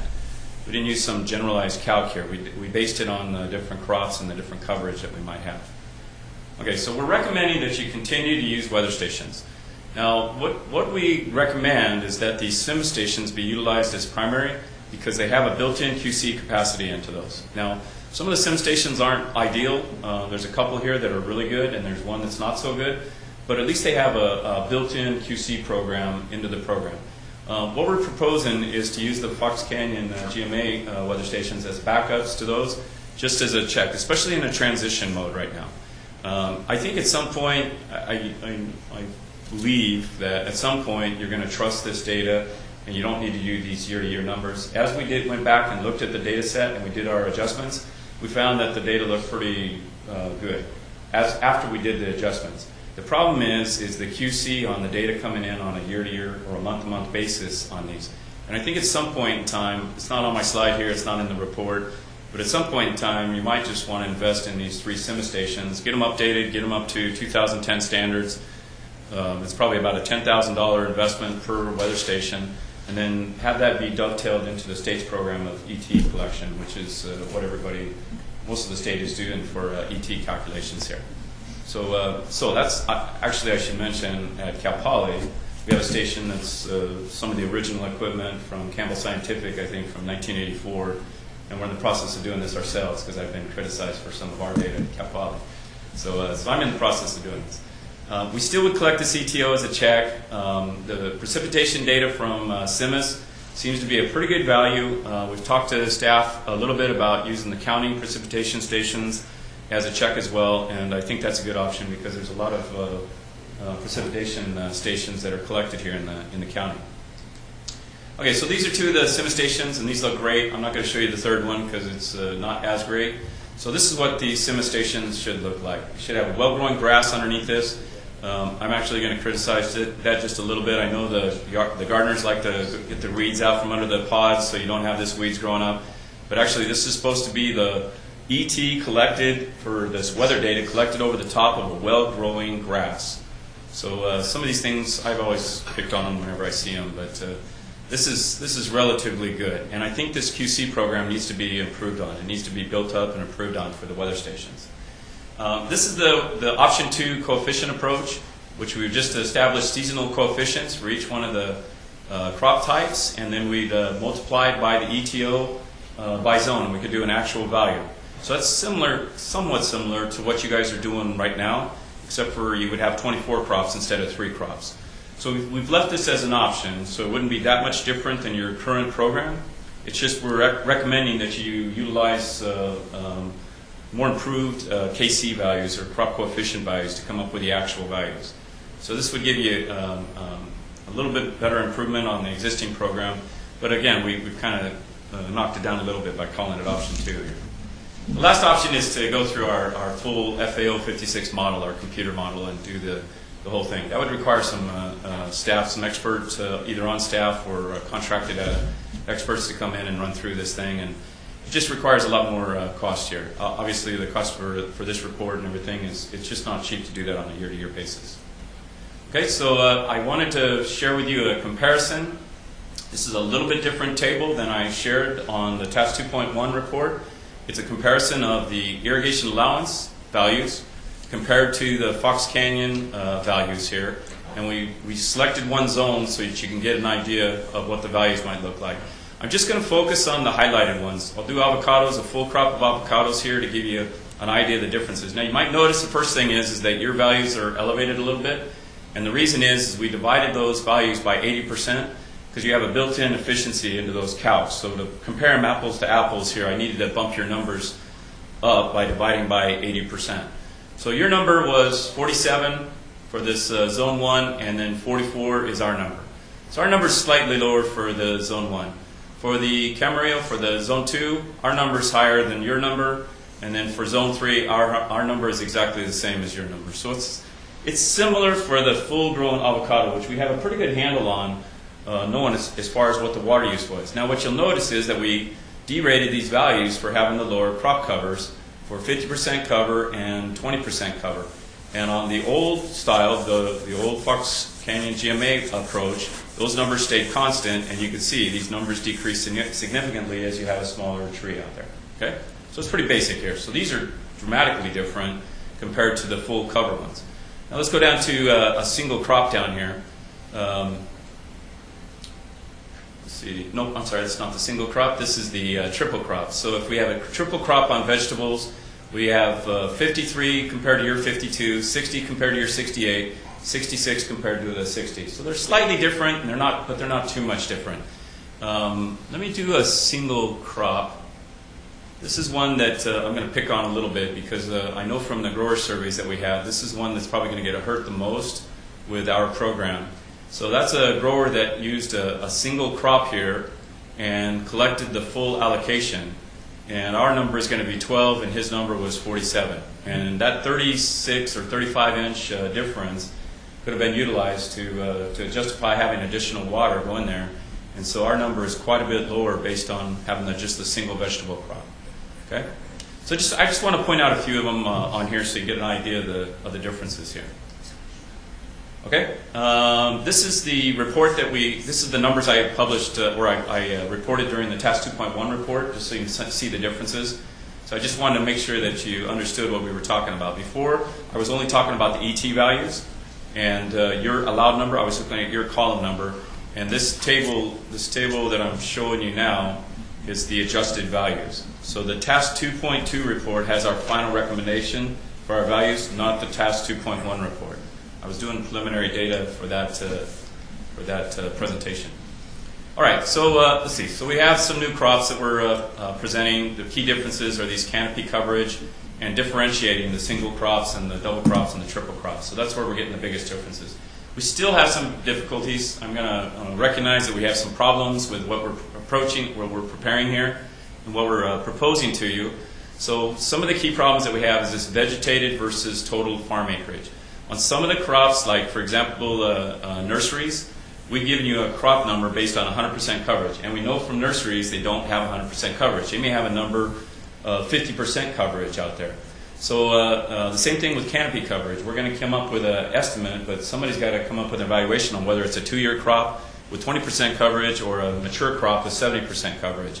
So what we're proposing is that this would come from the grower. The growers are having to report their applied water numbers from their meters.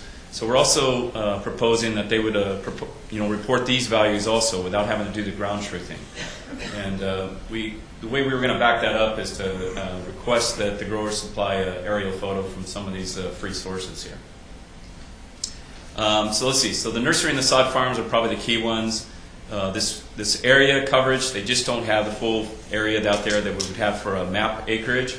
So someone would have to make that adjustment, and we're proposing that the growers would make it. We're relying on them for the other numbers. We can get this number from them also. Okay. As Rick mentioned, we had an issue with greenhouses and tunnels. There's not a lot of data available. There's not a lot of published information on greenhouses and tunnels. We didn't go out and do an evaluation of multiple fields out here that had the greenhouses and the tunnels and to see what the extra effect was, the impact on having these things. So we made our estimates based on the best data that was available here. So we came up with those numbers and put them in the report. I believe, as I've mentioned to a couple of people that asked me about this already, is that it's probably one of those things that would be above and beyond the scope of this project, but it would be something that would be good to evaluate. Because I know it's something that's expanding down in this region, and it's something that it needs to be evaluated closer. And we need to come up with some techniques in order to do it. Because right now, we don't have the tools, we don't have the methodology to go in here and do these very cleanly. Okay, so I wanted to share, like last couple of slides here, but I just wanted to share a typical example on something that I have the most experience with working down here. I've been working with these growers out here on the Oxnard Plain on strawberries. So our crop would be strawberries, our zone is 3, we're up by Camarillo. The applied water in a year, we're entering our 3rd year of our project on this research that we've been involved with on the salinity management. And we typically apply about 30 inches of water, and I'm going to say it's going to be a typical rainfall year. So this is our irrigation allowable index calculation that we're proposing to do, and we've really tried to simplify this. If it's greater than 1, you got a problem. If it's less than 1, you don't have a problem. So by looking at the actual applied, I need to go out and get this irrigation allowance number. So I put that table back in here again. Let's see. So I got strawberries. I have main season strawberries down here. I'm in zone 3 on this, and I'm going to use a typical year value, so I just pick off my value here of 36 inches. So we'll use 36 inches for our irrigation allowance, and the irrigation allowance index then would be 30 divided by 36, we'd have 0.83. It's less than a value of 1, we don't have the problem. It's going to make it a lot more black and white instead of having these values being reported of like 350% irrigation efficiency, and no one knows how to handle that number, because it'll be a black and white, either you're above or you're below that value, and then the board can make a decision on how you want to adjust that. If they're at 20%, if they're at 1.2 or above, it's one way to handle it. If it's at 1.1, it's a different way to handle it. But it makes it a little bit clearer to address that value between the different growers out there. Okay. So just to summarize, we're proposing this with this option 1 and option 2. Where you have some significant enhancements, but we're trying not to increase the complexity. We're trying to make it pretty straightforward where someone can go through and pick off these values and do it pretty much the same as what they're doing currently, just with better numbers, more refined ET estimates, and these allowed water numbers that are used for the calculations here. So we have different values here. We have different than the other values. Some of them are very similar, but most of them are going to be different. Some of the key ones that we're drawing some of the main attention here, I think. And so the last one we've incorporated, including the ET, we've got the extra water for salinity and the extra water for distribution uniformity. And again, I want to mention this at the very end here because I don't have any slides on it. Frost protection is one of those things that a lot of guys have a main concern about, and they have to turn the water on for frost protection. And so how we propose to handle that one is to just say, the best way we decided to do it was to say, okay, we need maybe a ½ inch of water for frost protection. Somebody might turn that water on at night. That could be a strawberry grower, that could be an orchard manager, and basically you would count those events and then add that extra water based on a 0.5 inch per event occurrence. And that's the only way we seem to be able to come up with that. We had an earlier issue with Santa Ana winds, because you talk to the strawberry growers, that's one of their main concerns out there. And what we found with the Santa Ana winds is that we wouldn't handle that as a water management specific event issue. What we found is that it was actually built into the ET data. It was picked up by the way they calculate the ET at the stations. We actually could track it in the data and see how the ET went up during those Santa Ana events. Now, for a plant, I mean, they were stressed very much, but it didn't add up to that much extra water. But for that short time period for a small plant, it actually impacted the plant tremendously. It just didn't, it didn't equate to like 3 inches of extra water required or anything like that. So we decided it was built into the calcs. Now, you mentioned last time, if we did have some extra money left over, were there some tasks, you referenced it as task 2.3 items. So I mentioned that I would try to list a few of these items that if you wanted us to do follow-up, I did put a couple of these ideas down. So we're more than happy to provide assistance as a follow-up. We've left about $15,000 on the table on this contract. We could go back in and rerun the FAO 56 model with additional information from the growers. Based on my last presentation, I got feedback from the board that we ought to split out maybe avocados and a few things like that. So maybe after a year of this, you would like to see some additional refinements to that. We could do this evapotranspiration study on the greenhouses and the tunnels. I want to be careful with that slide because it says study evapotranspiration. For $15,000, we would basically evaluate how we would evaluate. We would have to. That bullet makes me nervous. I should have edited that a little bit more on the way down from San Luis this afternoon. But I'm a little nervous about the cost to go in and actually do ET evaluations on it because I haven't seen data on it. I've heard a lot of discussion. I've heard a lot of anecdotal information. The one thing I know is that the effective rainfall is 0. That's the one thing I know about. That's about the one thing I can get a handle on right now. And I will mention the last one up here. Dr. Howes is involved with this new Landsat evaluation, satellite evaluation, using that to do ET evaluations. It's called Metric. And he snuck it in here in the report. But I will say that it's the next level of ET evaluation. It's a great way to do ET evaluation. We do it on a year-to-year basis. You might take like 8 snapshots per year, and you can evaluate the snapshots then for the ET. You know exactly what crops are out there. You can get a prediction of what's going on out there, and that's a lot of the districts, a lot of the agencies that are involved with the ET evaluation. That's the direction they're headed right now. The federal government is making this available as a free service. Not a free service, it's a paid service, but they're making this available at a much lower cost than what it was as much as like 2 years ago. It's going to be the direction that a lot of people are going to try to do ET estimates. However, that's not going to help you out in the greenhouses. And as you move more and more towards the tunneling and the greenhouse impacts down here, it won't help you with that issue. But it's just something that we should mention that's out there, and it's kind of maybe out on the further timeline. It's something that's available. Okay, let's see. That was my last slide. Okay. First of all, I want to thank you again for coming. And this has been a monumental burden on our back for a long time, addressing this whole issue. And you guys collectively have done, I think, everything that we asked you to do. So I'm pleased that we gave you the go and spent the money. And I'm pleased we get a check back for $15,000, but I think we're going to spend it anyway. But anyway, I saw the report. It was in our packet, and I'm just pleased that we essentially handed you guys what I believe is a hot potato. You went up to the mountain, you thought about it, and you've come back and given us a roadmap. And I like the simplicity of what you're proposing.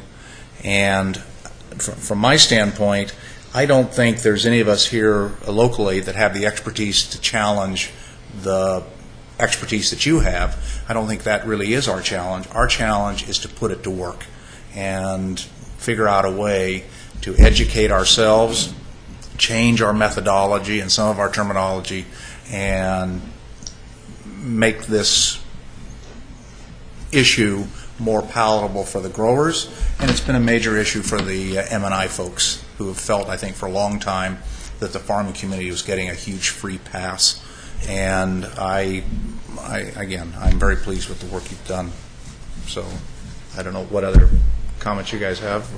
I think one of the interesting things, so to restate what you said, after an introductory period, we might be able to drop all the stations except the 3 CIMA stations. Is that where you're... I know from our involvement in other areas, the approach that GMA has used by using the private stations here to come up with the evaluation of the ET is the same approach other areas have used. But I will say that those stations are primarily for collecting data where other data isn't available. Mm-hmm. And to have them, interspersed with the CIMA stations seems like it's a extra expense, is our opinion. And so what we've told agencies when they do have something like that is that we say, okay, it was great to collect data, and I think you've done a great job of collecting data and getting information, and that you've had it documented. We had some corrections. There was some miscalculations in some of the data and how it was done, but we made those corrections, and we feel really comfortable with what we saw for data down here now, so that we could get some good estimates. Do you think we might need it 1, 2, or 3 years, or what? How many more years might you think before we would make a decision? From a cost perspective,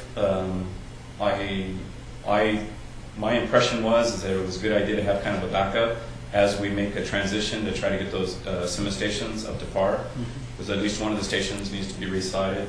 I don't know how old, if your Campbell Scientific equipment is as old as ours, it needs to be replaced. What I'm doing on our sensors on our site is the rain gauge data that's there, is I'm putting a second one in about 10 feet higher and 20 feet away from the first one, so I can use it for quality control. So I'm doing some of those things personally on our weather station, so I have a better feeling for what's going on with that site. And Robert Fassino is actually from this region down here, lives down here, and so you have a local expert that does this for the state. So this would be a nice backyard area for him to kind of get these 3 stations up to par and running. It just takes some expense. I would estimate the expense to do that would be about $10,000 per site, and that would be I would estimate. My feeling is, my opinion is, I don't have this in the report, is that would be the direction to go after a couple of years, maybe 1 or 2 more years of getting confidence in what we've written down in this, and making sure that we don't have any variations, or that there's not a difference like in this inland effect that we've But talked in about. the end, I think there's some net savings because we'll be able to narrow it down to a more stable platform. I think this was money well spent with the 5 stations that you have. I think that you've collected data now, and you have somebody that's done an overview report, and my opinion is it's not something that you would keep doing in the future. I just don't think that's why they put those private stations together in the first place. They're meant to cover areas that you don't have CIMAS coverage. So if you have a microclimate or you have a valley, like Santa Paula doesn't have its own CIMAS station up there, that might be a location where one would go. I know that doesn't cover GMA, but that would be my opinion on where one of those should go, not in this region in between the other CIMAS stations. Thank you. Dave? I just got so many different questions. I'm going to have to sit and think on this for a little bit. But one came to mind was when you talk about typical or dry or wet year, is that strictly precipitation based, or is that ET based? It's only precipitation. Okay. So that's how we do it for our statewide water balance evaluations. It's kind of loose. I will say that. I mean, what's the difference between 11 and 10? Well, it's a dry year versus a wet year. A typical year on our table. But I mean, is it really different out there for the grower to justify a 2-inch swing? And the answer is, well, we had to do a cutoff somewhere. Actually, we had a discussion about this with staff, because we had it originally at 9 inches, and when we started looking at more rainfall data, we decided that 9 inches was probably too low for a dry year number, and we bumped it up slightly. But the protocol is the protocol that we use for the whole statewide analysis that we use when we do those ET evaluations. So we try to match it up to existing protocol. I didn't want to. That was what I was trying to do. The main thing I was trying to do with a lot of this work is to match it up with what we've done in other areas and match it up to existing definitions. So we weren't doing something new and different. And I think that's what we've ended up with here, is something that's a lot closer to standard protocols for how to evaluate those. And I would applaud that effort, because that is verifiable and right. It makes sense. You can stand up and defend these. Yes. We have a weather guy in our area, Terry Schaefer, who whenever we have Santa Ana events, he calls those negative rain events. And in Lemons particularly, we think of it that way. We had a half inch of rain, and then we had a week of east wind. That kind of negates that. And Right. now we got. And just to answer your question, 2 inches is an irrigation for us. So that would be one question. And then in regards to Santa Ana winds, the numbers on these in this first table, those are modeled on historic ET, I guess, correct? Let me make sure we're on the same table. I guess So I'm you're talking about this the table. Yes, that one. option one table, okay.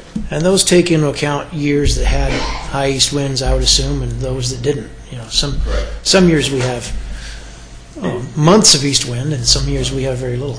Yeah, and that's what we found with the strawberry evaluation. The first year we had lots of the Santa Anas, and the second year we didn't. First year we had lots of problems. The second year we didn't have nearly as many. So we recognize that, and that's how we picked up. We picked up the 10 years. We used the 10 years to create our model, to create the evaluation for that. So we try to pick up 10 years of data. It's not more than 10 years though. So if we had the highs and lows reflected in those 10 years, we did pick it up from that. Because about a week of single-digit relative humidities kind of wipes out a lot of all that you've perked for the last rain. Right. But like I said, what we were seeing is that the ET data from the station was picking up the additional water that we would have estimated was needed for that. I recognize it. I saw it in our strawberries out there in our first year. We just dried those things out. We killed about 30% of them in one plot out there. And I was nervous they were going to go after my grant money. Cover the difference.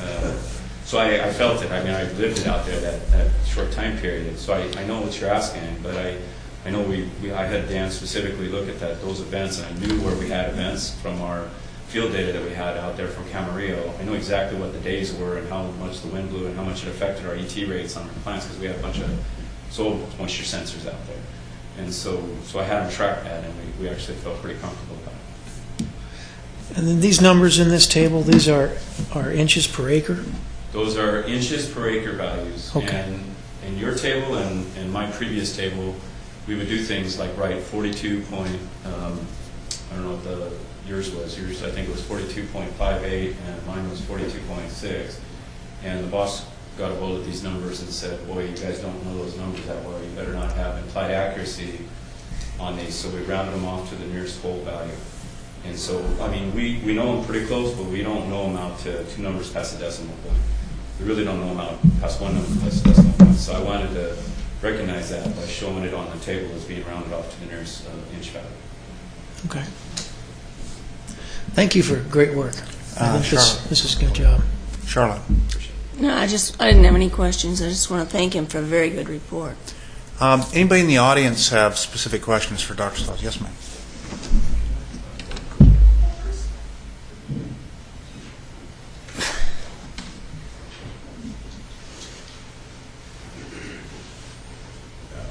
Sam McIntyre, Burwood Water. I wanted to compliment you on the report for the budget that was entitled in the short time frame. You put a lot of information in it. My only question is, particularly for tree crops, on lemons now, most of our new plantings are at least 198 plus trees per acre.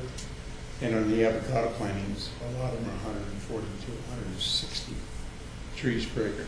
Is that something that might need a little updating as far, because you got that many more either mini sprinkler or emitters per acre? Okay. You have another question? Let me do that one first. All right. So the question has to do with the spacing of the trees, right? You have one spacing versus a different spacing, or maybe a spacing that changes with time based on lemons? On lemons, we don't go below 198 trees per acre. Okay. So let me answer it this way. Remember I told the story earlier about we killed 30% of those strawberry plants last year, or the first year of our strawberry study. What happened is that it created space for the other strawberry plants, and they kind of spread out. And we had the same yields compared to from one plot that had a 30% die-off to the other. And so what happens is with the plants, they tend to expand out, and they tend to have that same water use rate. regardless of that spacing. The other story I'll tell, I know it's kind of a tough one because a lot of people don't agree with me on that one, but the other story is the UC Davis guys will tell a story about a vine. They'll put one vine in 1 acre, and they spread all the vines out over that whole acre, and the water use by that one vine for that acre was the same as if they had 100 plants out there in that acre. So the way we do our calculations for ET is we don't take that spacing into account. I know growers will get different yields out there, but the amount of water that we calculate per acre doesn't depend on the tree spacing. It doesn't depend on the number of mini sprinklers that are placed on that acre. No, it doesn't. It doesn't. And I know you can make the argument that, you know, with one mini sprinklers, you might have more spray losses or some of these other values. But the way we do our calculations, we don't make a difference for those different. It's built into the different cropping patterns. I should probably say that it's built into the number that we would have for those values. It would be built into it as opposed to. Usually the argument I get is we used to do 200 trees per acre, and now we're doing 220 trees per acre. How can it be the same? Because you have more microsquares, right?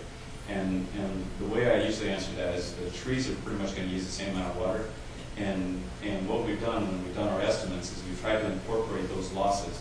For example, Dan had to know on avocados on whether you guys were using microsprays or drip. Yeah. Because the losses had to be built into the model that we were using because you have getting losses versus surface irrigation. If somebody still was doing surface irrigation on trees, we would have to build that into the model because you would have different losses for that. Does that answer your question? Yes. Okay. Yes, ma'am, please.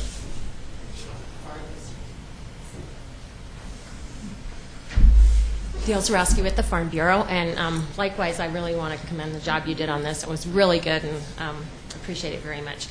I have a question about the table where you're comparing your irrigation allowance that you are suggesting here versus what I believe is what the GMA was using in the past, only now you have corrected for DU at 80%. So is this in effect showing what we had been using if we were using the old term? Yeah, let me versus... go back to that slide so we can talk okay. about it directly. All right. So that's exactly what I was talking about. So my concern is in the crops where you have, very good agreement, that's great, but if you look at something like main season strawberries, or even worse, the summer strawberries, and also if there's a big difference there, have you gone back, because I know a lot of the growers actually use that, what was our old number of irrigation efficiency, for their allocation. Have you gone back and looked at any of the GMA records and say, okay, well, this guy was growing avocados and he would have gotten this amount of water. I mean, what effect is that going to have on the strawberry guys if they're having to do, a 40% cutback? Okay, that's a great question. So, should I get on my spot? Yeah, I need to get you on the recording. Thank you. All right. For our home viewers. So that's a great question. We actually took the data that was collected from last year and put it into a spreadsheet and tried to look at the impact of things like that. And what we found with the majority of these, specifically like the main strawberries, because as I keep mentioning, that's what I had the most experience on for down here. Those were the guys that were having things like 300% irrigation efficiency. They were the ones that were showing that they were doing such a great job, and rightfully so. I mean, they were given 52 inches, and they were only, really only needed 29. And so I think that's what a lot of what was going on, and why a lot of the numbers were distorted down here. Now that wasn't across the board. I mean, not everybody. We didn't kind of match up and figure out that everybody was going to be okay afterwards. A few of the numbers were off, and I didn't know exactly what the age of their avocados were, for example. So I was getting some funny numbers in there, and we couldn't do a detailed evaluation. But I tried to go in there and give staff a general idea of what the impact would be, so they would know if it was affecting a negative impact on 5% of the growers here or 50%. And I can honestly say it's less than 50. I don't know if the number is plus or minus 5%, but it wasn't a large number that was a negative impact on, that would be above a value of 1 based on our estimates. So again, the people to be above a value of 1, I think it would be an education process first, and then a second would be you really can't be at 1.4. I mean, that it doesn't make any sense that you would be up at that high a value. So then it would be a matter of, okay, let's target that value, and how can we make uniformity improvements?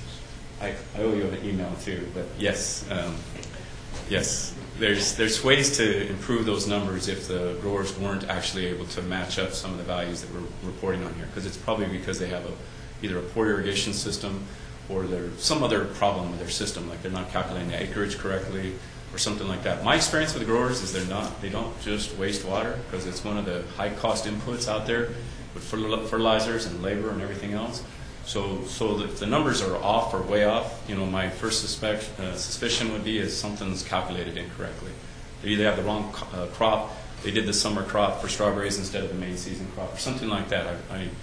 I would have to go back and make sure before I would point the finger at anybody having a bad number in this, being above that value of 1. But I think it would create that red flag. Right now, with 350%, and everybody reporting greater than 100%, it makes it almost impossible to know where to even start if somebody has good numbers or they don't have good numbers. Okay.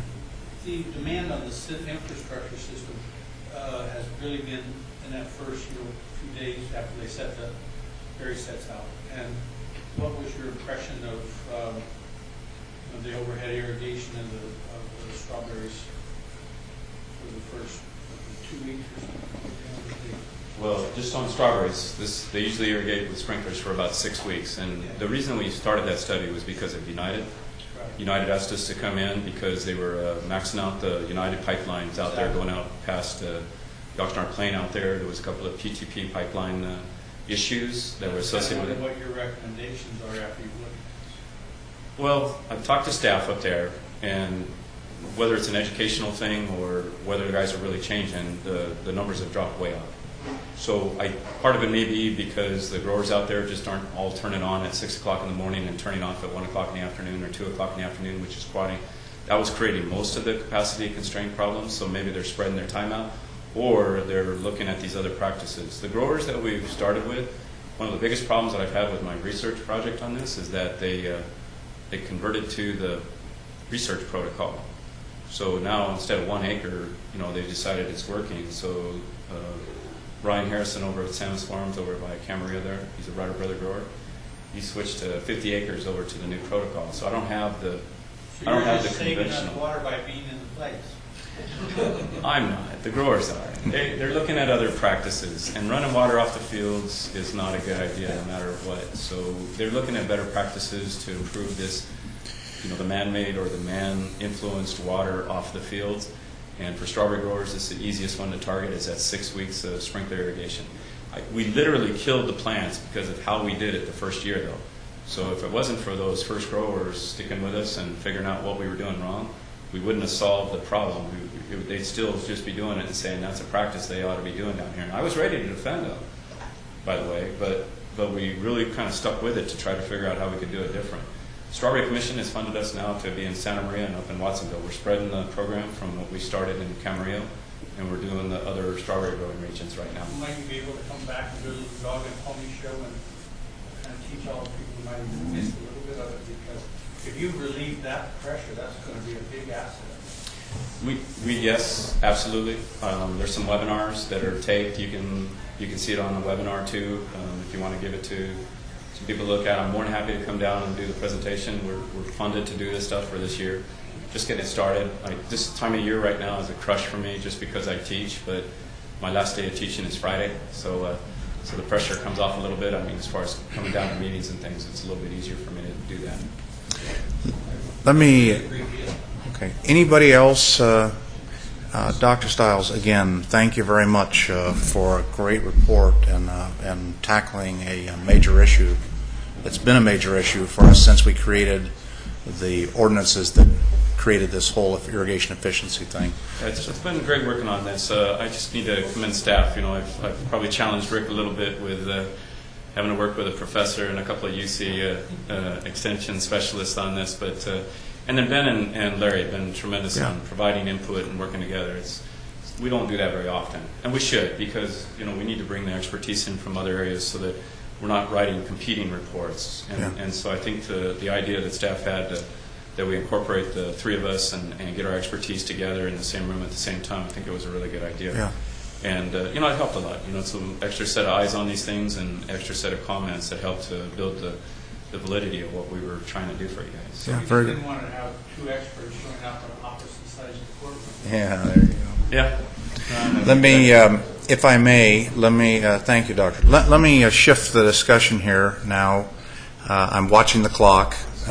Charlotte informs me she does not have to go to council meeting because. I've got to be there by 7. Yeah, I knew you'd do that. Anyway, if you read the staff's report, they're asking us to obviously receive and file, which we'll do, and then some way to move forward. And let me make my recommendation to staff, and then you guys can chime in and see if you want to go this route.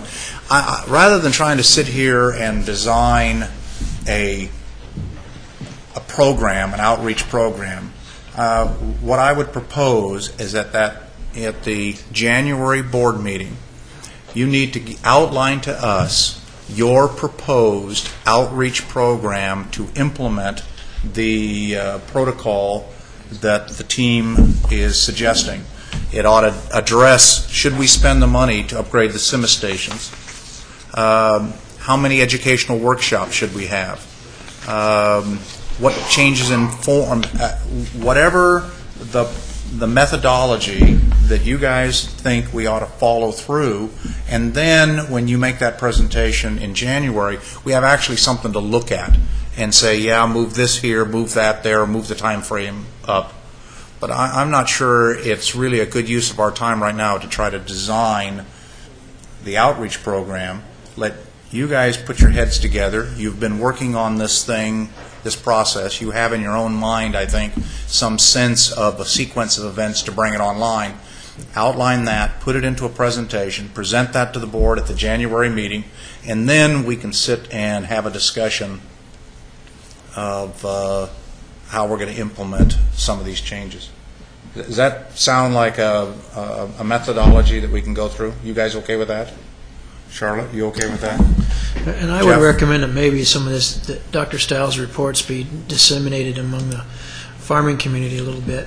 I think Farm Bureau probably has these reports, but maybe I think it's on our webpage, isn't it? Yes, both of them are on the website. So to the extent we can get the word out via Farm Bureau and others that it's on the webpage, then we need to do that. When's our newsletter come out? And the newsletter, there'll be a newsletter in January with the statements. So, and when we ought to set enough time aside at the January meeting so we can have a good discussion. And if it takes 6 months to implement it, 8 months, I don't care what the time frame is, as long as it's moving along in a logical manner and we bring people along in the education process. And then we'll use that as a starting point for discussion. Okay? You all right with that? Jeff, you okay with that as direction? Dave, Mike, Charlotte, you okay? Everybody in the audience okay with that as direction? Okay. Very good. Thank you. Let's go to item number 8. Oh, I'm sorry. Move to receive and file. Second. A second. All in favor? Aye. Opposed? Hearing none. Okay. Let's go to item number 8. Good afternoon, Chair Mulhart, directors. For the record, Brian Bondi with United Water and agency staff. Item 8 is a proposed extension of Emergency Ordinance D. And before I get into the item, Al wanted me to mention that if you do move forward with adopting this today, they will need 4 full votes due to the absence of the county representative. So it's just one note. Let me go through a little background to help you understand how we got here and also discuss some conversations that were had at the Los Postas Users Group this morning that will affect this item. In October... Ryan, could you speak a little louder? I'm sorry? With this going, it's a little bit hard to hear. All righty. In October, at both the Users Group meeting and the board, we discussed the expiration of Emergency Ordinance D. And as you'll all probably remember, that was adopted originally in February of 2009 to provide a timeout during which the Las Posas Basin Plan could be worked on. There were two main elements of the Emergency Ordinance D, a 4 acre-feet per acre cap on irrigation efficiency-based allocations, and a moratorium on new wells that would be put in place to support new uses of groundwater within the agency. And again, in October, at both the users group meeting and at the board, we discussed the expiration of that, which is scheduled to expire at the end of this year. And based on urging from agency counsel, we were recommending that we move towards doing an ordinance code amendment instead of an additional extension of Emergency Ordinance D.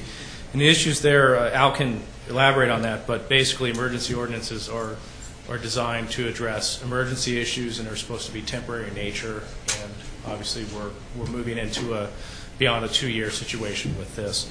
So at the users group meeting in October, I expressed those concerns to the pumpers, and there was what appeared to be a general consensus to, okay, let's go ahead and do something with the ordinance as opposed to the ordinance code. And in the intervening time between October and this board meeting, Cayugas took the lead and attempted to work through with the pumpers to develop some language for the ordinance code amendment. And ultimately, a consensus was not achieved. And actually, just right before our publication deadline, staff did receive a request from Cayugas and the general manager of Zone Mutual to go ahead and put in an item this month to extend the Emergency Ordinance D for 3 months, with the idea that that would give the users group time to develop language for an ordinance code amendment, the more permanent solution. And that gives you the background of why the item that's before you in your agenda package is there. Now, let me discuss what happened this morning. Let's see here, some notes. Basically, we talked about this item again at the users group meeting, and there was some concerns that perhaps our focus is in the wrong area. And what I mean by that is that the suggestion was we should be focused on writing a basin plan, not amending the agency or ordinance code. So there was a recommendation put forth to request that your board extend the Emergency Ordinance D for a year and continue working on the basin plan instead of doing an ordinance code amendment. Now, we raised the issue that basically this is supposed to be a temporary thing to address emergency condition, and there was some discussion that, well, there continues to be an emergency. And I assume that several members will explain their views on that. We did discuss some graphs of declining water levels in the basin. Water levels are continuing to decline due to the overdraft issue, as well as extractions from the ASR well field. And also this morning, several pumpers provided some anecdotal evidence that perhaps the plume of poor quality water that's originating from the Arroyo Las Posas has moved further north into the East Las Posas Basin than previously understood. So there was a general consensus that there indeed continues to be emergency conditions, and I believe you'll be hearing a request from several members to extend the emergency ordinance further. Now, as it stands now, this was a publicly noticed item because it is an ordinance, and I was advised by council that because of the way we wrote the recommendation, that it was very specific for 3 months, that we should advise the board that it should stay that way. That doesn't mean we can't come back and do an additional extension, or if it's your pleasure to pursue with the original option, which was to amend the ordinance code directly, that's still on the table as well. Those are the issues for you today to consider. So our recommendation stands to do the 3-month extension of Emergency Ordinance D. Okay. Al, apparently you've expressed some concerns about an emergency ordinance that goes out too far. Talk to us about this issue. Well, the issue is that, as Brian indicated, this is coming up on 2 years that the ordinance has been in place. It was originally adopted by your board as an interim measure, and the sensitivity is that at some point of what is presented as an interim measure, in effect, becomes permanent. And so there is a pressure on your board not to continually extend this based on the original premise of, or the reason that it was adopted. Now, that's not an absolute bar on this being extended even beyond March of next year, but I think what I would advise is if there is to be a further extension beyond what's being recommended today, is that there be additional findings to support the further extension of what is in effect a moratorium on expanded use. But if we adopt staff's recommendation for the 3 months, and then early next year, February or March, and direct staff not to work on changing the underlying ordinance, but to effectively bring back the emergency ordinance 3 months from now, are you going to have the same concerns that we extend it the additional 9 months? In the absence of additional findings to support a further extension, whether it's of this particular ordinance or some other measure to address the situation that is if someone were to come before the board and make the case that you've extended this emergency ordinance now 2.5 years, and this is not the due process, blah, blah, blah, whatever the legalese, what's our option? Our option at that point is to direct staff to change the underlying ordinance, adopt the underlying ordinance, rescind the emergency ordinance, and do that in 2 months and get on with the process anyway if somebody raises the issue to us. Is that true? You would certainly have that option under the GMA Act. This board has that authority. It's more a question of the manner in which the board exercises that authority. Okay, but if we continue at least for, I'm okay doing it for the 3 months because that's the way we noticed it without having to make a bunch of emergency findings, which I think would be a stretch today. But I could see next year coming back and extending it for 9 months to give the Los Pozos Basin user group the 1 year that they apparently have asked for. If somebody were to protest it in that 1 year period, our out would be to rescind the emergency order and replace it with a change to the ordinance code. We could do that. So we're no better off and no worse off if we just extend it for the 3 months and then, in theory, extend it for the 9 months. And if we get called on it, then we'll do the staff exercise. In the meantime, we're essentially telegraphing to the Los Pozos Basin group, we can't do it beyond 3 years. Now we're really stretching the intent of the emergency ordinance. Is that a fair summation? I would say so. Okay.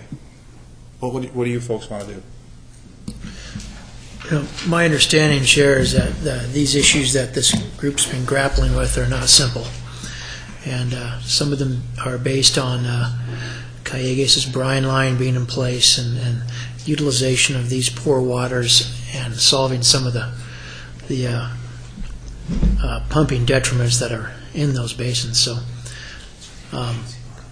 it is foreseeable, I think, that we would probably have legitimate findings presented to us that would legitimize an extension of this emergency ordinance. What I'm hearing is that just what Brian said is that people want to get a basin management plan in place. It's thought to be the best way to solve this issue. It's a collaborative effort that solves an ongoing problem in that area. And it's probably a method that's going to be used in other areas of the basin too, I imagine. Okay, so you're okay with extending it for 3 months and then addressing it again at the end of 3 months? It seems to be the appropriate way since it was noticed for 3 months. Let's do the 3 months now, and then if additional findings are presented that validate a further extension, let's address it at that point. Mike? I attended the meeting this morning, so I would say that there might be some people in the audience who would wish to press their case. Because the emergency seems to be getting more emergent than it is less, in most people's opinion. This problem is getting worse every month, not better. And that's where they're wanting a dignified study to figure out why. Okay, but you're okay with taking staff's recommendation today, and... Well, I would like to see where all of our direction goes if the speakers wish to speak. Okay, all right. Cheryl, what are you going to do? Okay, right there where Mike is. Okay. Let me hear from the public. What? Yes, sir.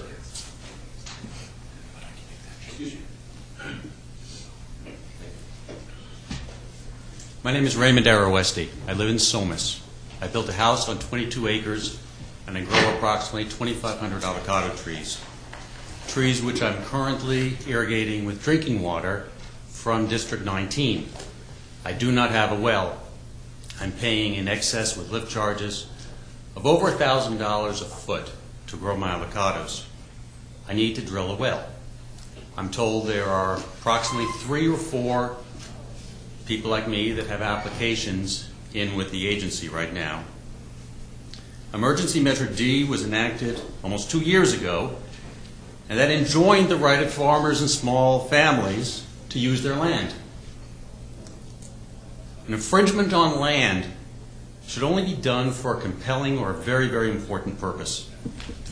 And Callejas wants his board to continue the injunction yet again to refine a proposed amendment. I find this reason neither compelling nor very important, and I urge you not to consider this injunction. So what harm will follow by letting Emergency Measure D expire? Callejas may say there's uncertainty. After all, there are 3 or 4 of us, small farmers, that want to drill wells. That uncertainty may make it more difficult for them to come up with a plan. That argument's not a straight-faced argument. There are 3 or 4 of us. We all know what the allotment will be if 3 or 4 of us get to use the land that we sit upon to water our trees. On the other hand, maybe Callejas will say they can't come up with their plan because letting this measure expire will open the floodgates of new applicants. Again, more uncertainty. I think that's doubtful since there are only 3 applicants now after all 2 years almost with this moratorium.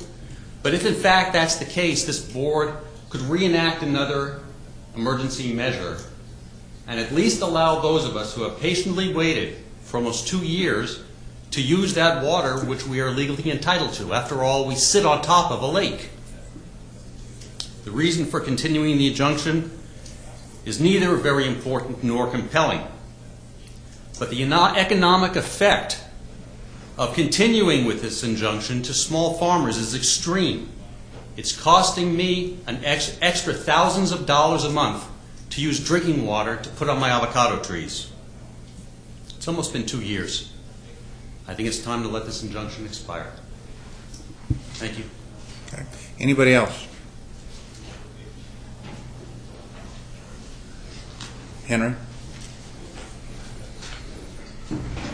Henry Gromlich, Callejas Municipal Water District. I don't think you have to speculate on what Callejas would say, because I can tell you what would say. Essentially, we are all in a situation in which we know the groundwater is in overdraft. Callejas does not have an allocation in the Las Posas, but only stores water to use as an emergency supply for our water district. At this morning's meeting of the Las Posas Users Group, it was the consensus not of municipalities in Callejas to seek a moratorium, but it was a consensus among agricultural interests along with the other stakeholders in the basin to try to find a way in which this allocation can be protected while we move forward to try to find ways to supplement the supplies and bring the basin to safe yield. If you open the ordinance code and turn to the section on the Las Posas Basin, the intent of the ordinance code is to bring the basin into safe yield by 2010. Come January, we'll be in 2011, and we still have an overdraft in the GMA.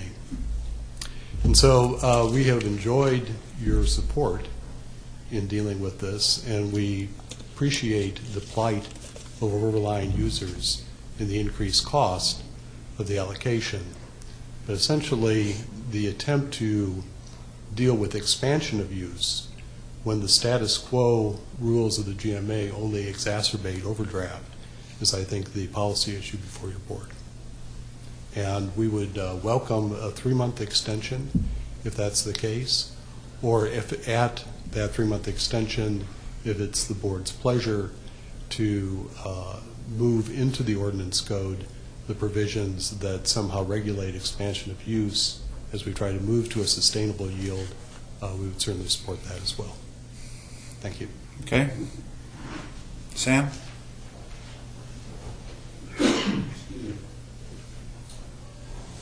Sam McIntyre, Broward Water. It's really critical that we have an extension. I would like to see it a year, but in the beside the serious water problems we already have, we've learned in the last 2 months that we've had close to a 20% increase in chlorides, and the only region they can be coming from is the Cayugas Creek, and this is something totally new. And this is a well that's just a hair over a mile from the creek bed up Balcom Canyon Road. We've never had a problem. I service 8 wells up there that pump 1,100 gallons a minute, and we do our water test yearly, and we've never had any problem with chlorides except in the last 2 months. Okay. Thank you. Anybody else? John?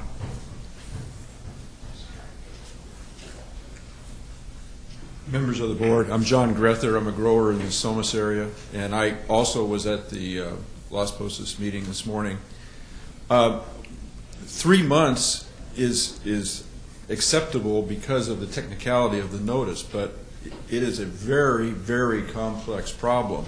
There are a number of different interests. There are a number of different water systems, and the basin itself is divided into many sub-basins that have their own individual quirks and personalities. And this approach of the moratorium has been a little bit of a sledgehammer in the sense that it hasn't reflected the differences in the various sub-basins.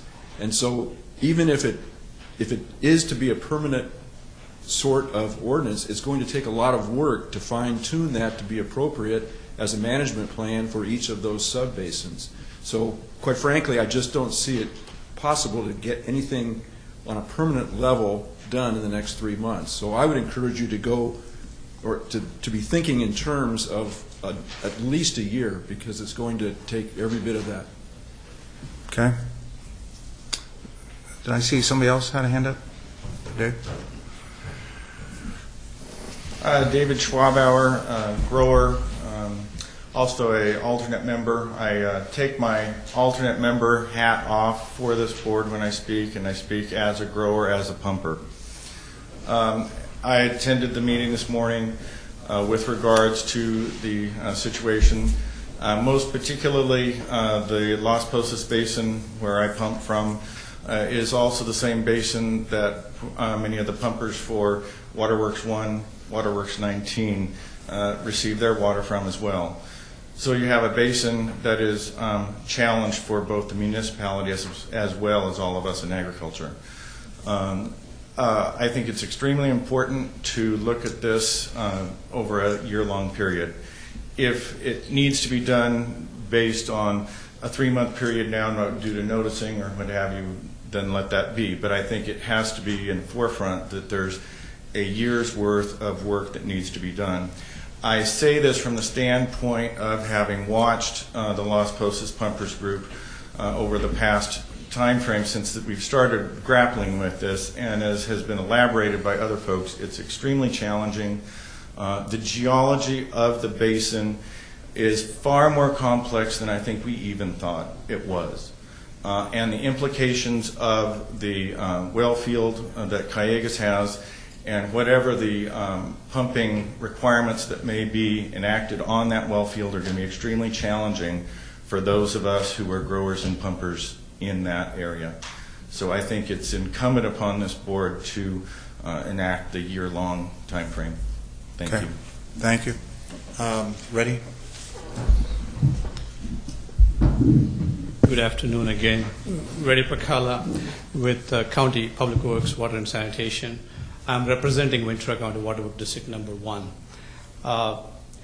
We recently had 3 wells taken out of service, and we found out that our water levels have dropped 100 feet, as much as 100 feet. At this time, we are evaluating the cause for it. It could be because of the overdraft, it could be because of Callejas and Azal pumping at the same time, or it could be because of the iron bacteria we have in those wells.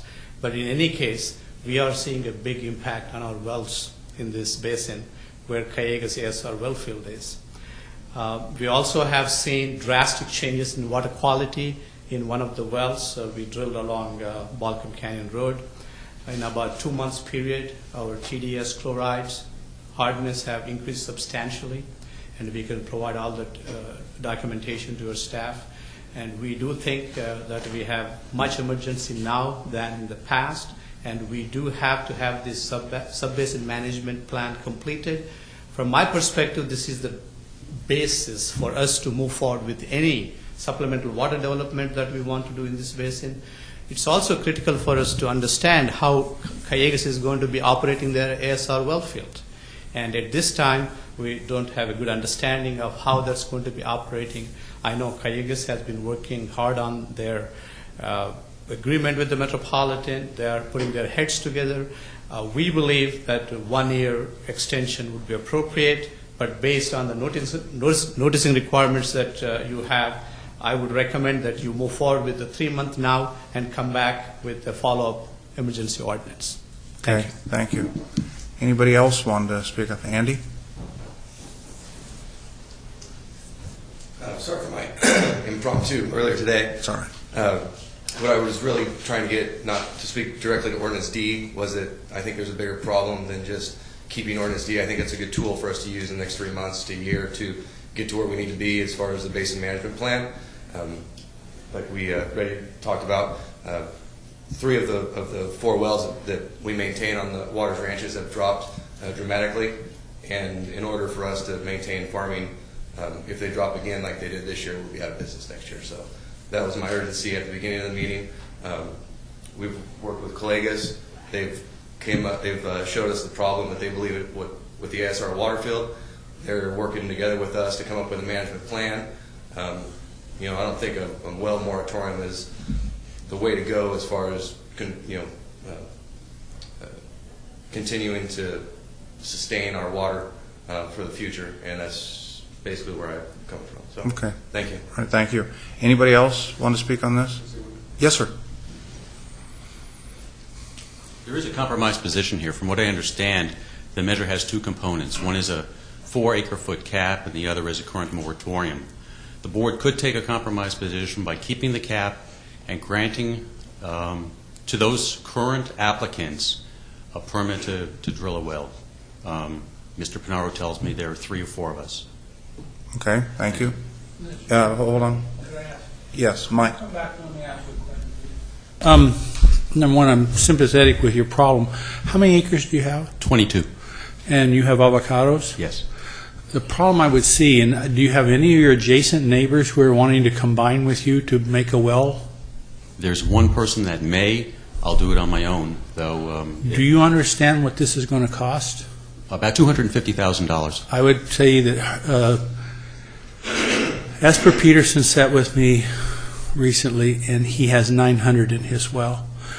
Brian Bondi might be able to help you, and I'm not trying to argue you one way or another, but a well on my property, we had a hole develop in a shallow aquifer. That water will kill all avocados. So your onlyest chance is to go down to about, are you on what road? I'm on Bradley. All the way up, or how far? I'm at the top of a hill. They're telling me about 1,100 feet. Maybe, plus. The well we're talking about was drilled to 1,300, and it popped a hole at 700, and that's where the other water came from. But you're going to have to go all the way down. You're not going to be able to stop halfway. And Esper got into that range. I don't know if you know Mr. Peterson or not, but he told me the other day he has 900,000 in that well. So And that was the most recent well drilled.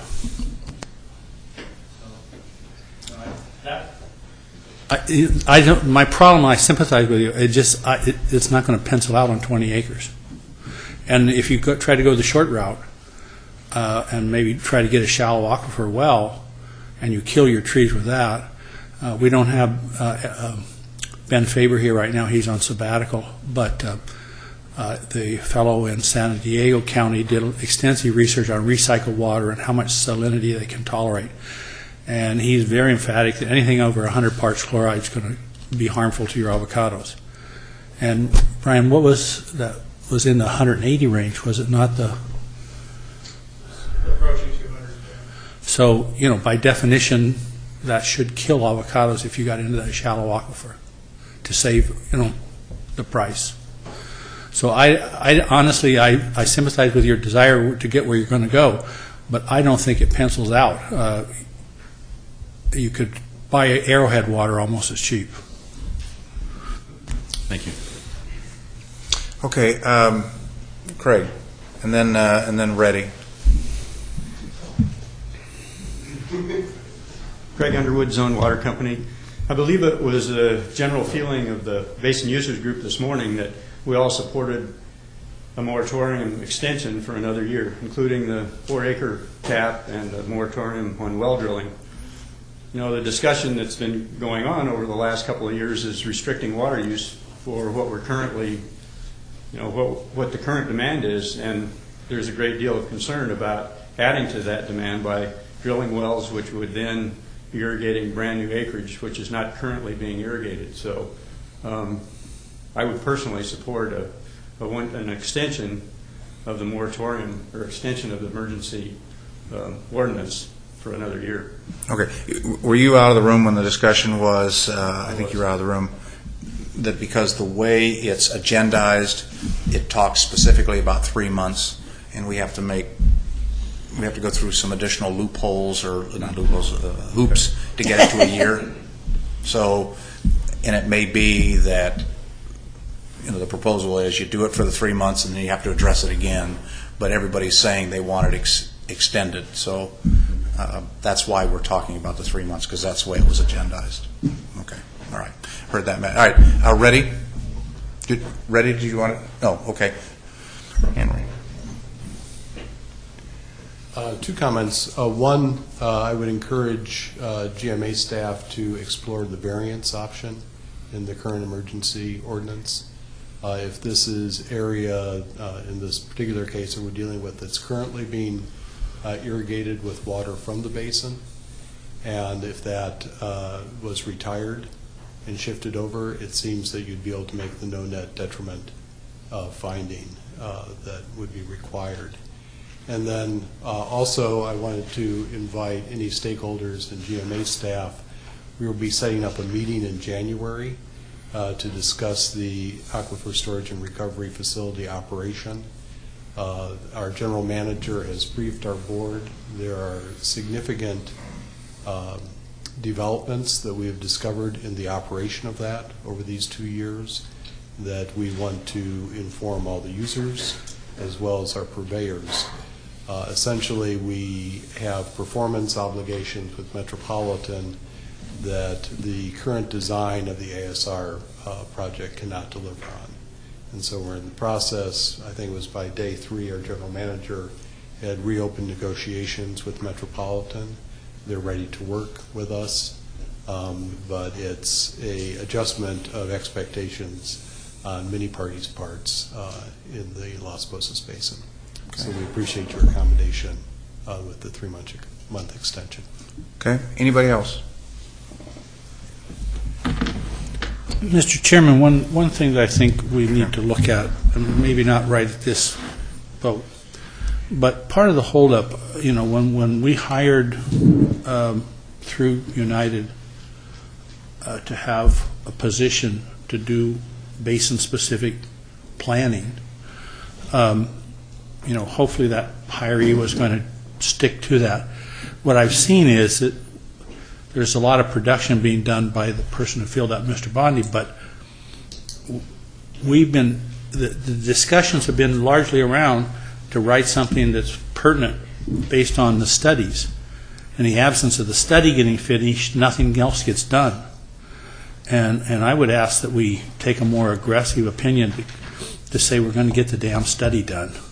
I'm glad you said that, Mike, because as I'm listening to this and I hear the frustration of the growers and constituents, I'm thinking to myself, we put in play a great process, and Kiegas has taken the lead of trying to map out the process in the discussion, as Peavy and John Matthews are doing on the Oxnard Plain, and Brian is involved in both of those, and Steve and the United technical staff is involved in all of that. The ordinance is put in play to allow this process to develop. So as I was listening to the discussion, I had the same comments. What can we do to expedite the process and come to a conclusion?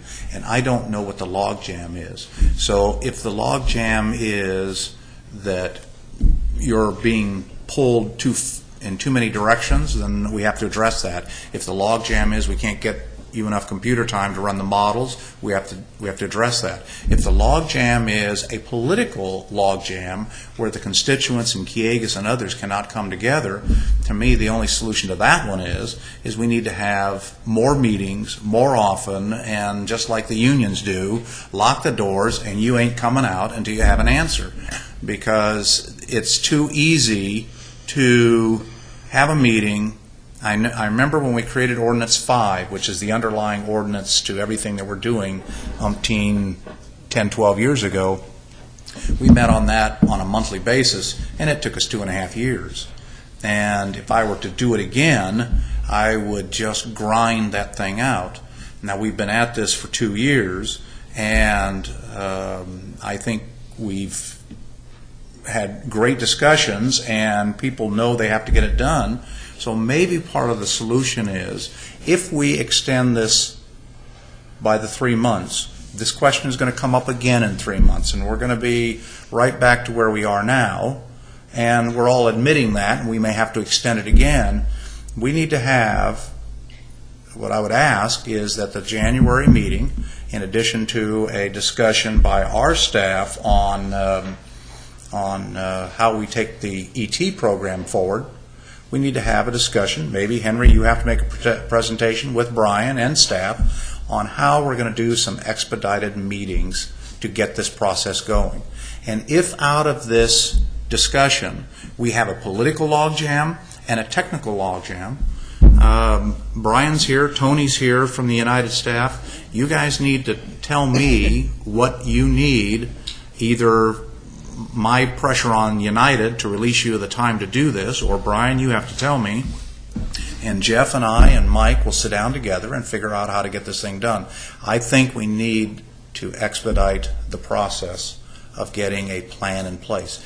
I don't think it's going to be a perfect plan. I think it'll be a working plan. It'll be a plan that we put in motion, but the essence of it we have to put in place. You guys have to tell me what the logjam is. If it's a technical one, we have to address it. If it's a political one, we have to address it. And for the growers out here, I am pleased that you're here, but it may be that you're going to have to go to a lot more meetings over the short term. Dave and Craig and John, you're going to have to go to meetings, and Andy, you're going to have to go to, and Jim, you guys are going to have to go to meetings more in the short time to get this problem solved, so that the next generation of growers that are sitting on the sideline know what their options are. And even you guys as senior growers, you need to know what your options are. We need to move the ball forward as quickly as we can. Mr. Chairman, if I might, the problem I see is that the grower community can go to a meeting at night and can still not write the basin management plan. That's specific to Dr. Bachman and Mr. Bundy. And I think we need to only lock one person in a room, and that's Brian. And he Brian. Are you going to keep the key or throw it away? Brian, if the GMA buys you an RV and sends you out to planet Pluto, are you happy? Rockwood Valley. Sure, I would forward an RV to rent to Brian. Is this the point where I say I need a raise? No, this is indentured servitude, so, yeah. But in all honesty, I think that this whole thing is pivot around his production. Okay, my only comment to that, Mike, and I'll use my experience in when we revamped Ordinance 8, and Rob is here, and he's laughing because we spent a lot of time, and did John leave? Is he Yeah, still he left. I saw him Left. go. But Rob knows,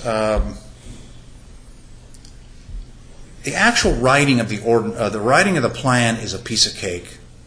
It's the policy behind it. And to me, Brian will write whatever you guys have agreed to as policy, and his frustration is he has no policy to write against. And that's a political block.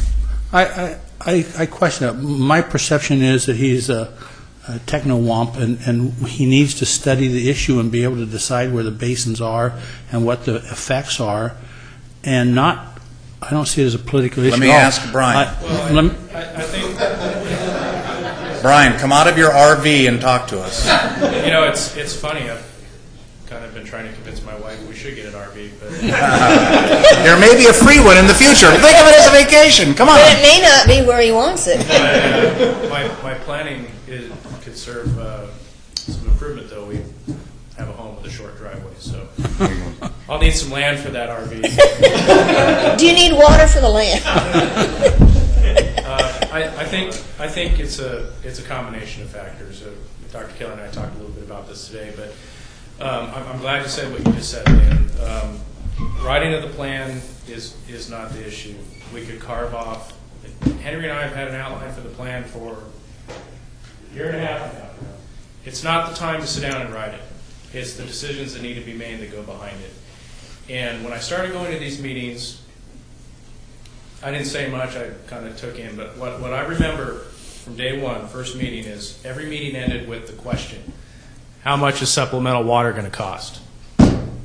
We just got that answer, or the first cut at that answer. I believe it was the September meeting. And I think it would be unfair to expect that group and go through that process and develop a plan and have people make decisions about the future of their water use and economic factors that go along with that without the understanding of the cost implications moving forward. They didn't have that information until September. I see that as more of a logjam historically than talking about technical issues. We can document our current technical understanding and our uncertainty around that understanding. That's not an issue. That can be done today. We need decisions about how we're going to move forward. What are the management approaches that everybody can agree to in that basin and can live with? What are the options? What are the costs? That's where we're getting to now, and I'm happy to report that. With the change to Susan as GM, she's been very forthcoming and sharing of information. We're moving that direction. We're getting more information. We're getting better information. And I'm sort of speaking on behalf of the pumpers here, but that's my perception going to these meetings. We're getting the information now that folks need to make the types of decisions that allow you to write that plan. Okay, what if we do this? What if I task you and Henry at the January meeting? What I want is an accelerated management plan process. And I want you to write down the key decisions that the growers in Kiegas have to come to. And let's get specific so that the growers know exactly what this means. Does it mean that that the 4 acre-foot cap is in fact a pie in the sky? Is it a 3 acre-foot cap? Does it mean that even if we follow Dr. Stiles' outline, we're still using too much water? I think what we have to do is we have to get down to the crunch time where the growers have to come to grips with the change that they have to make, and Kiegas has to come to grips with the impact that it has on the aquifer if it accelerates its ASR program. When this board agreed to the ASR program some 20 years ago, I think is when they first came to the GMA and asked to have that program approved. I said to you, Craig, John, you may have been there too, at Eggs and Things in Camarillo, right? At some point in time, somebody's going to want to pump against this aquifer. And when that happens, and no one is happy, they're all going to run to the GMA and ask the GMA to cut the baby. We are at that crunch point right now, folks. So this has not been a 2-year process. It's been a long-term process. And the GMA staff has kept a hands-off to allow the group to kind of forge their way through the forest. And I think it may be that, Jeff, it's time for the GMA to push here a little bit. We need to have more meetings. We need to have specific questions. They need to be answered. We need to put dollar signs up there, and they may be a little bit pie in the sky, and they may be a little unrealistic, but in fact, we know what the top number is. The top number is you're paying $1,000 an acre foot. We're charging folks up to $1,200 an acre foot if they overpump based on our tiered structure. So somewhere along the line, we need to get down to the nitty-gritty of negotiating. And Jeff, I think we need to push a little bit from a GMA staff. So I'm asking you to do that. I'm asking Henry with the change in leadership. And Susan, I think you're right. My impression for what she's told us at the United Board is we've got to get these problems solved. You guys need the answers for your own benefit at Kiegas. The growers need the answer, right? And it's now time for us to push this issue through. And I don't want to go to a bunch of meetings. I understand that, Mike. I agree. I stay away from these meetings for a lot of reasons so that I'm not the focal point of the meeting because you guys ask me a ton of questions. But somewhere along the line, we need to push these meetings through. And I can see at the end of the 3-month period, we're probably going to have to extend it because I don't see the answer in 3 months. I'm not that naive. But if we're doing all of these things and somebody wants to challenge the need to extend it and we point to the management plan, basin management plan as a tool, we can actually point to actually pushing it through and not month to month and rehashing the same thing. Does that make sense? But can I go back and ask that then during this next 2 months or 3 months or whatever it be, that I mean, all too often I pick up these reports and I see presented by Brian Bondi. I would like to see him not doing any task except trying to get this one done. Okay. What I need is some guidance from Jeff and Mike, because Brian works essentially for Jeff and Mike because of the way the two agencies are involved. You're hearing some of the concerns, and this is a priority. I think Mike understands this is a priority. So you and Mike need to get together and map out a task adjustment. Tony may have to get involved in it to make sure that Brian's getting the stuff he needs from United. You need to be involved in it and tell us what you need. What I would like to do is I'd like to do the classic 3-minute drill, 2-minute drill. We're close to the goal line. We need to push this ball over the goal line and get it done. And if we don't get it done in a 3-month time frame, I'm okay with that. As long as we're showing progress, then we can justify the next time frame. But if we come up to this issue a year from now, and we're going into the emergency game again, I got to lean to Al, who's trying to keep us all out of trouble, and Al is right. He's antsy now about what we're doing, but I think we can justify it if, in fact, we're moving the ball forward. We've actually already started that. In fact, it's more of a 3-way discussion. It's United, Kiegas, and the GMA on how we're going to utilize Brian in regards to all of the issues. Okay. It's complicated by the fact that we started the discussions with the last general manager. Now we have a new one to work with. But we should be able to bring back a report to you in January. Okay. So let's have that on the agenda for the January meeting, an accelerated meeting process, the key questions you want answered. You need to tell me if you need to get me involved at United's level to make sure United is giving Brian the time and energy.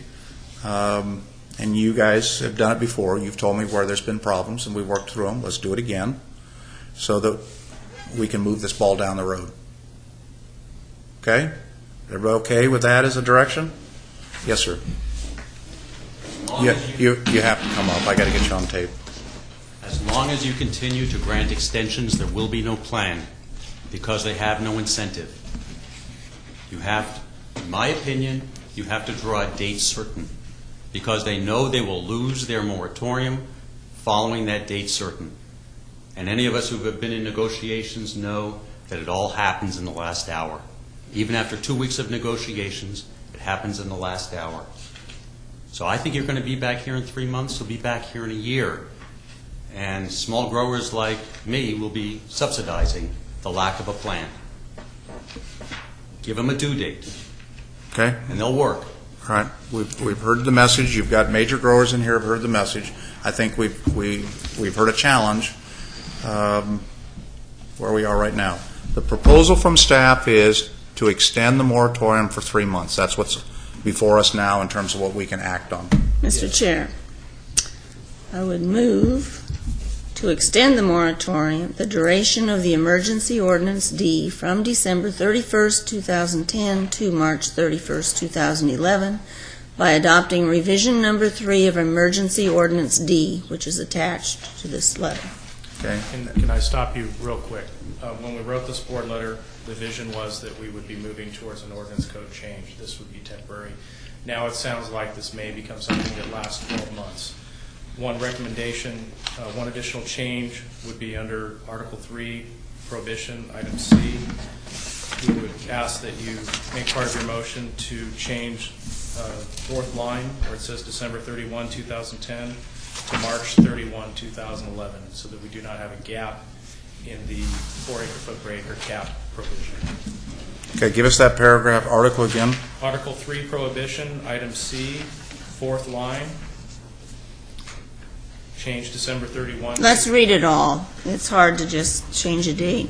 It says, notwithstanding the section above of the ordinance code concerning annual efficiency extraction allocations, groundwater use obtained from within the basins and applied under the referenced annual efficiency extraction allocation in excess of 4 acre feet per acre per year for the period from January 1st, 2010 to December 31st, and you want this to be March? March 31, 2011. Okay. So your motion would be to adopt ordinance code D, revision number 3, December 1, 2010, with the change of December 31, 2010 to read March 31st, 2011. Okay, that's your motion. Can I have a second? Any other discussion on that? Any other discussion from the folks in the audience? John?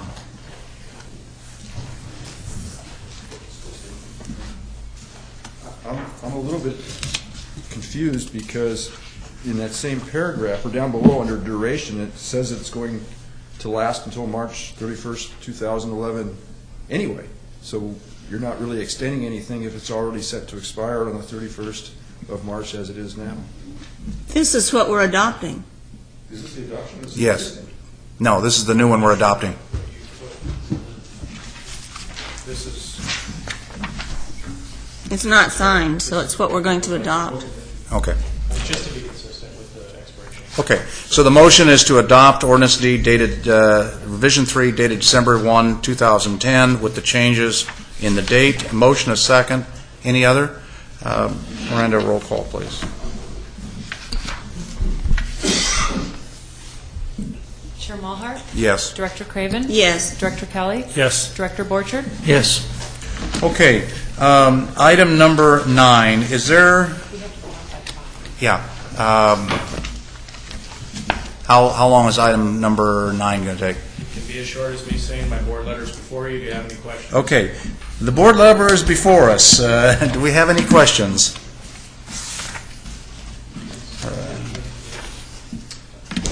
Move the approval as stated in the recommendation. Okay. All in favor? Aye. Hello? Aye? Aye. Aye. Yeah. Geez, 4:30. They die on me. It's amazing. Nays? Hearing none. Okay. So that's done.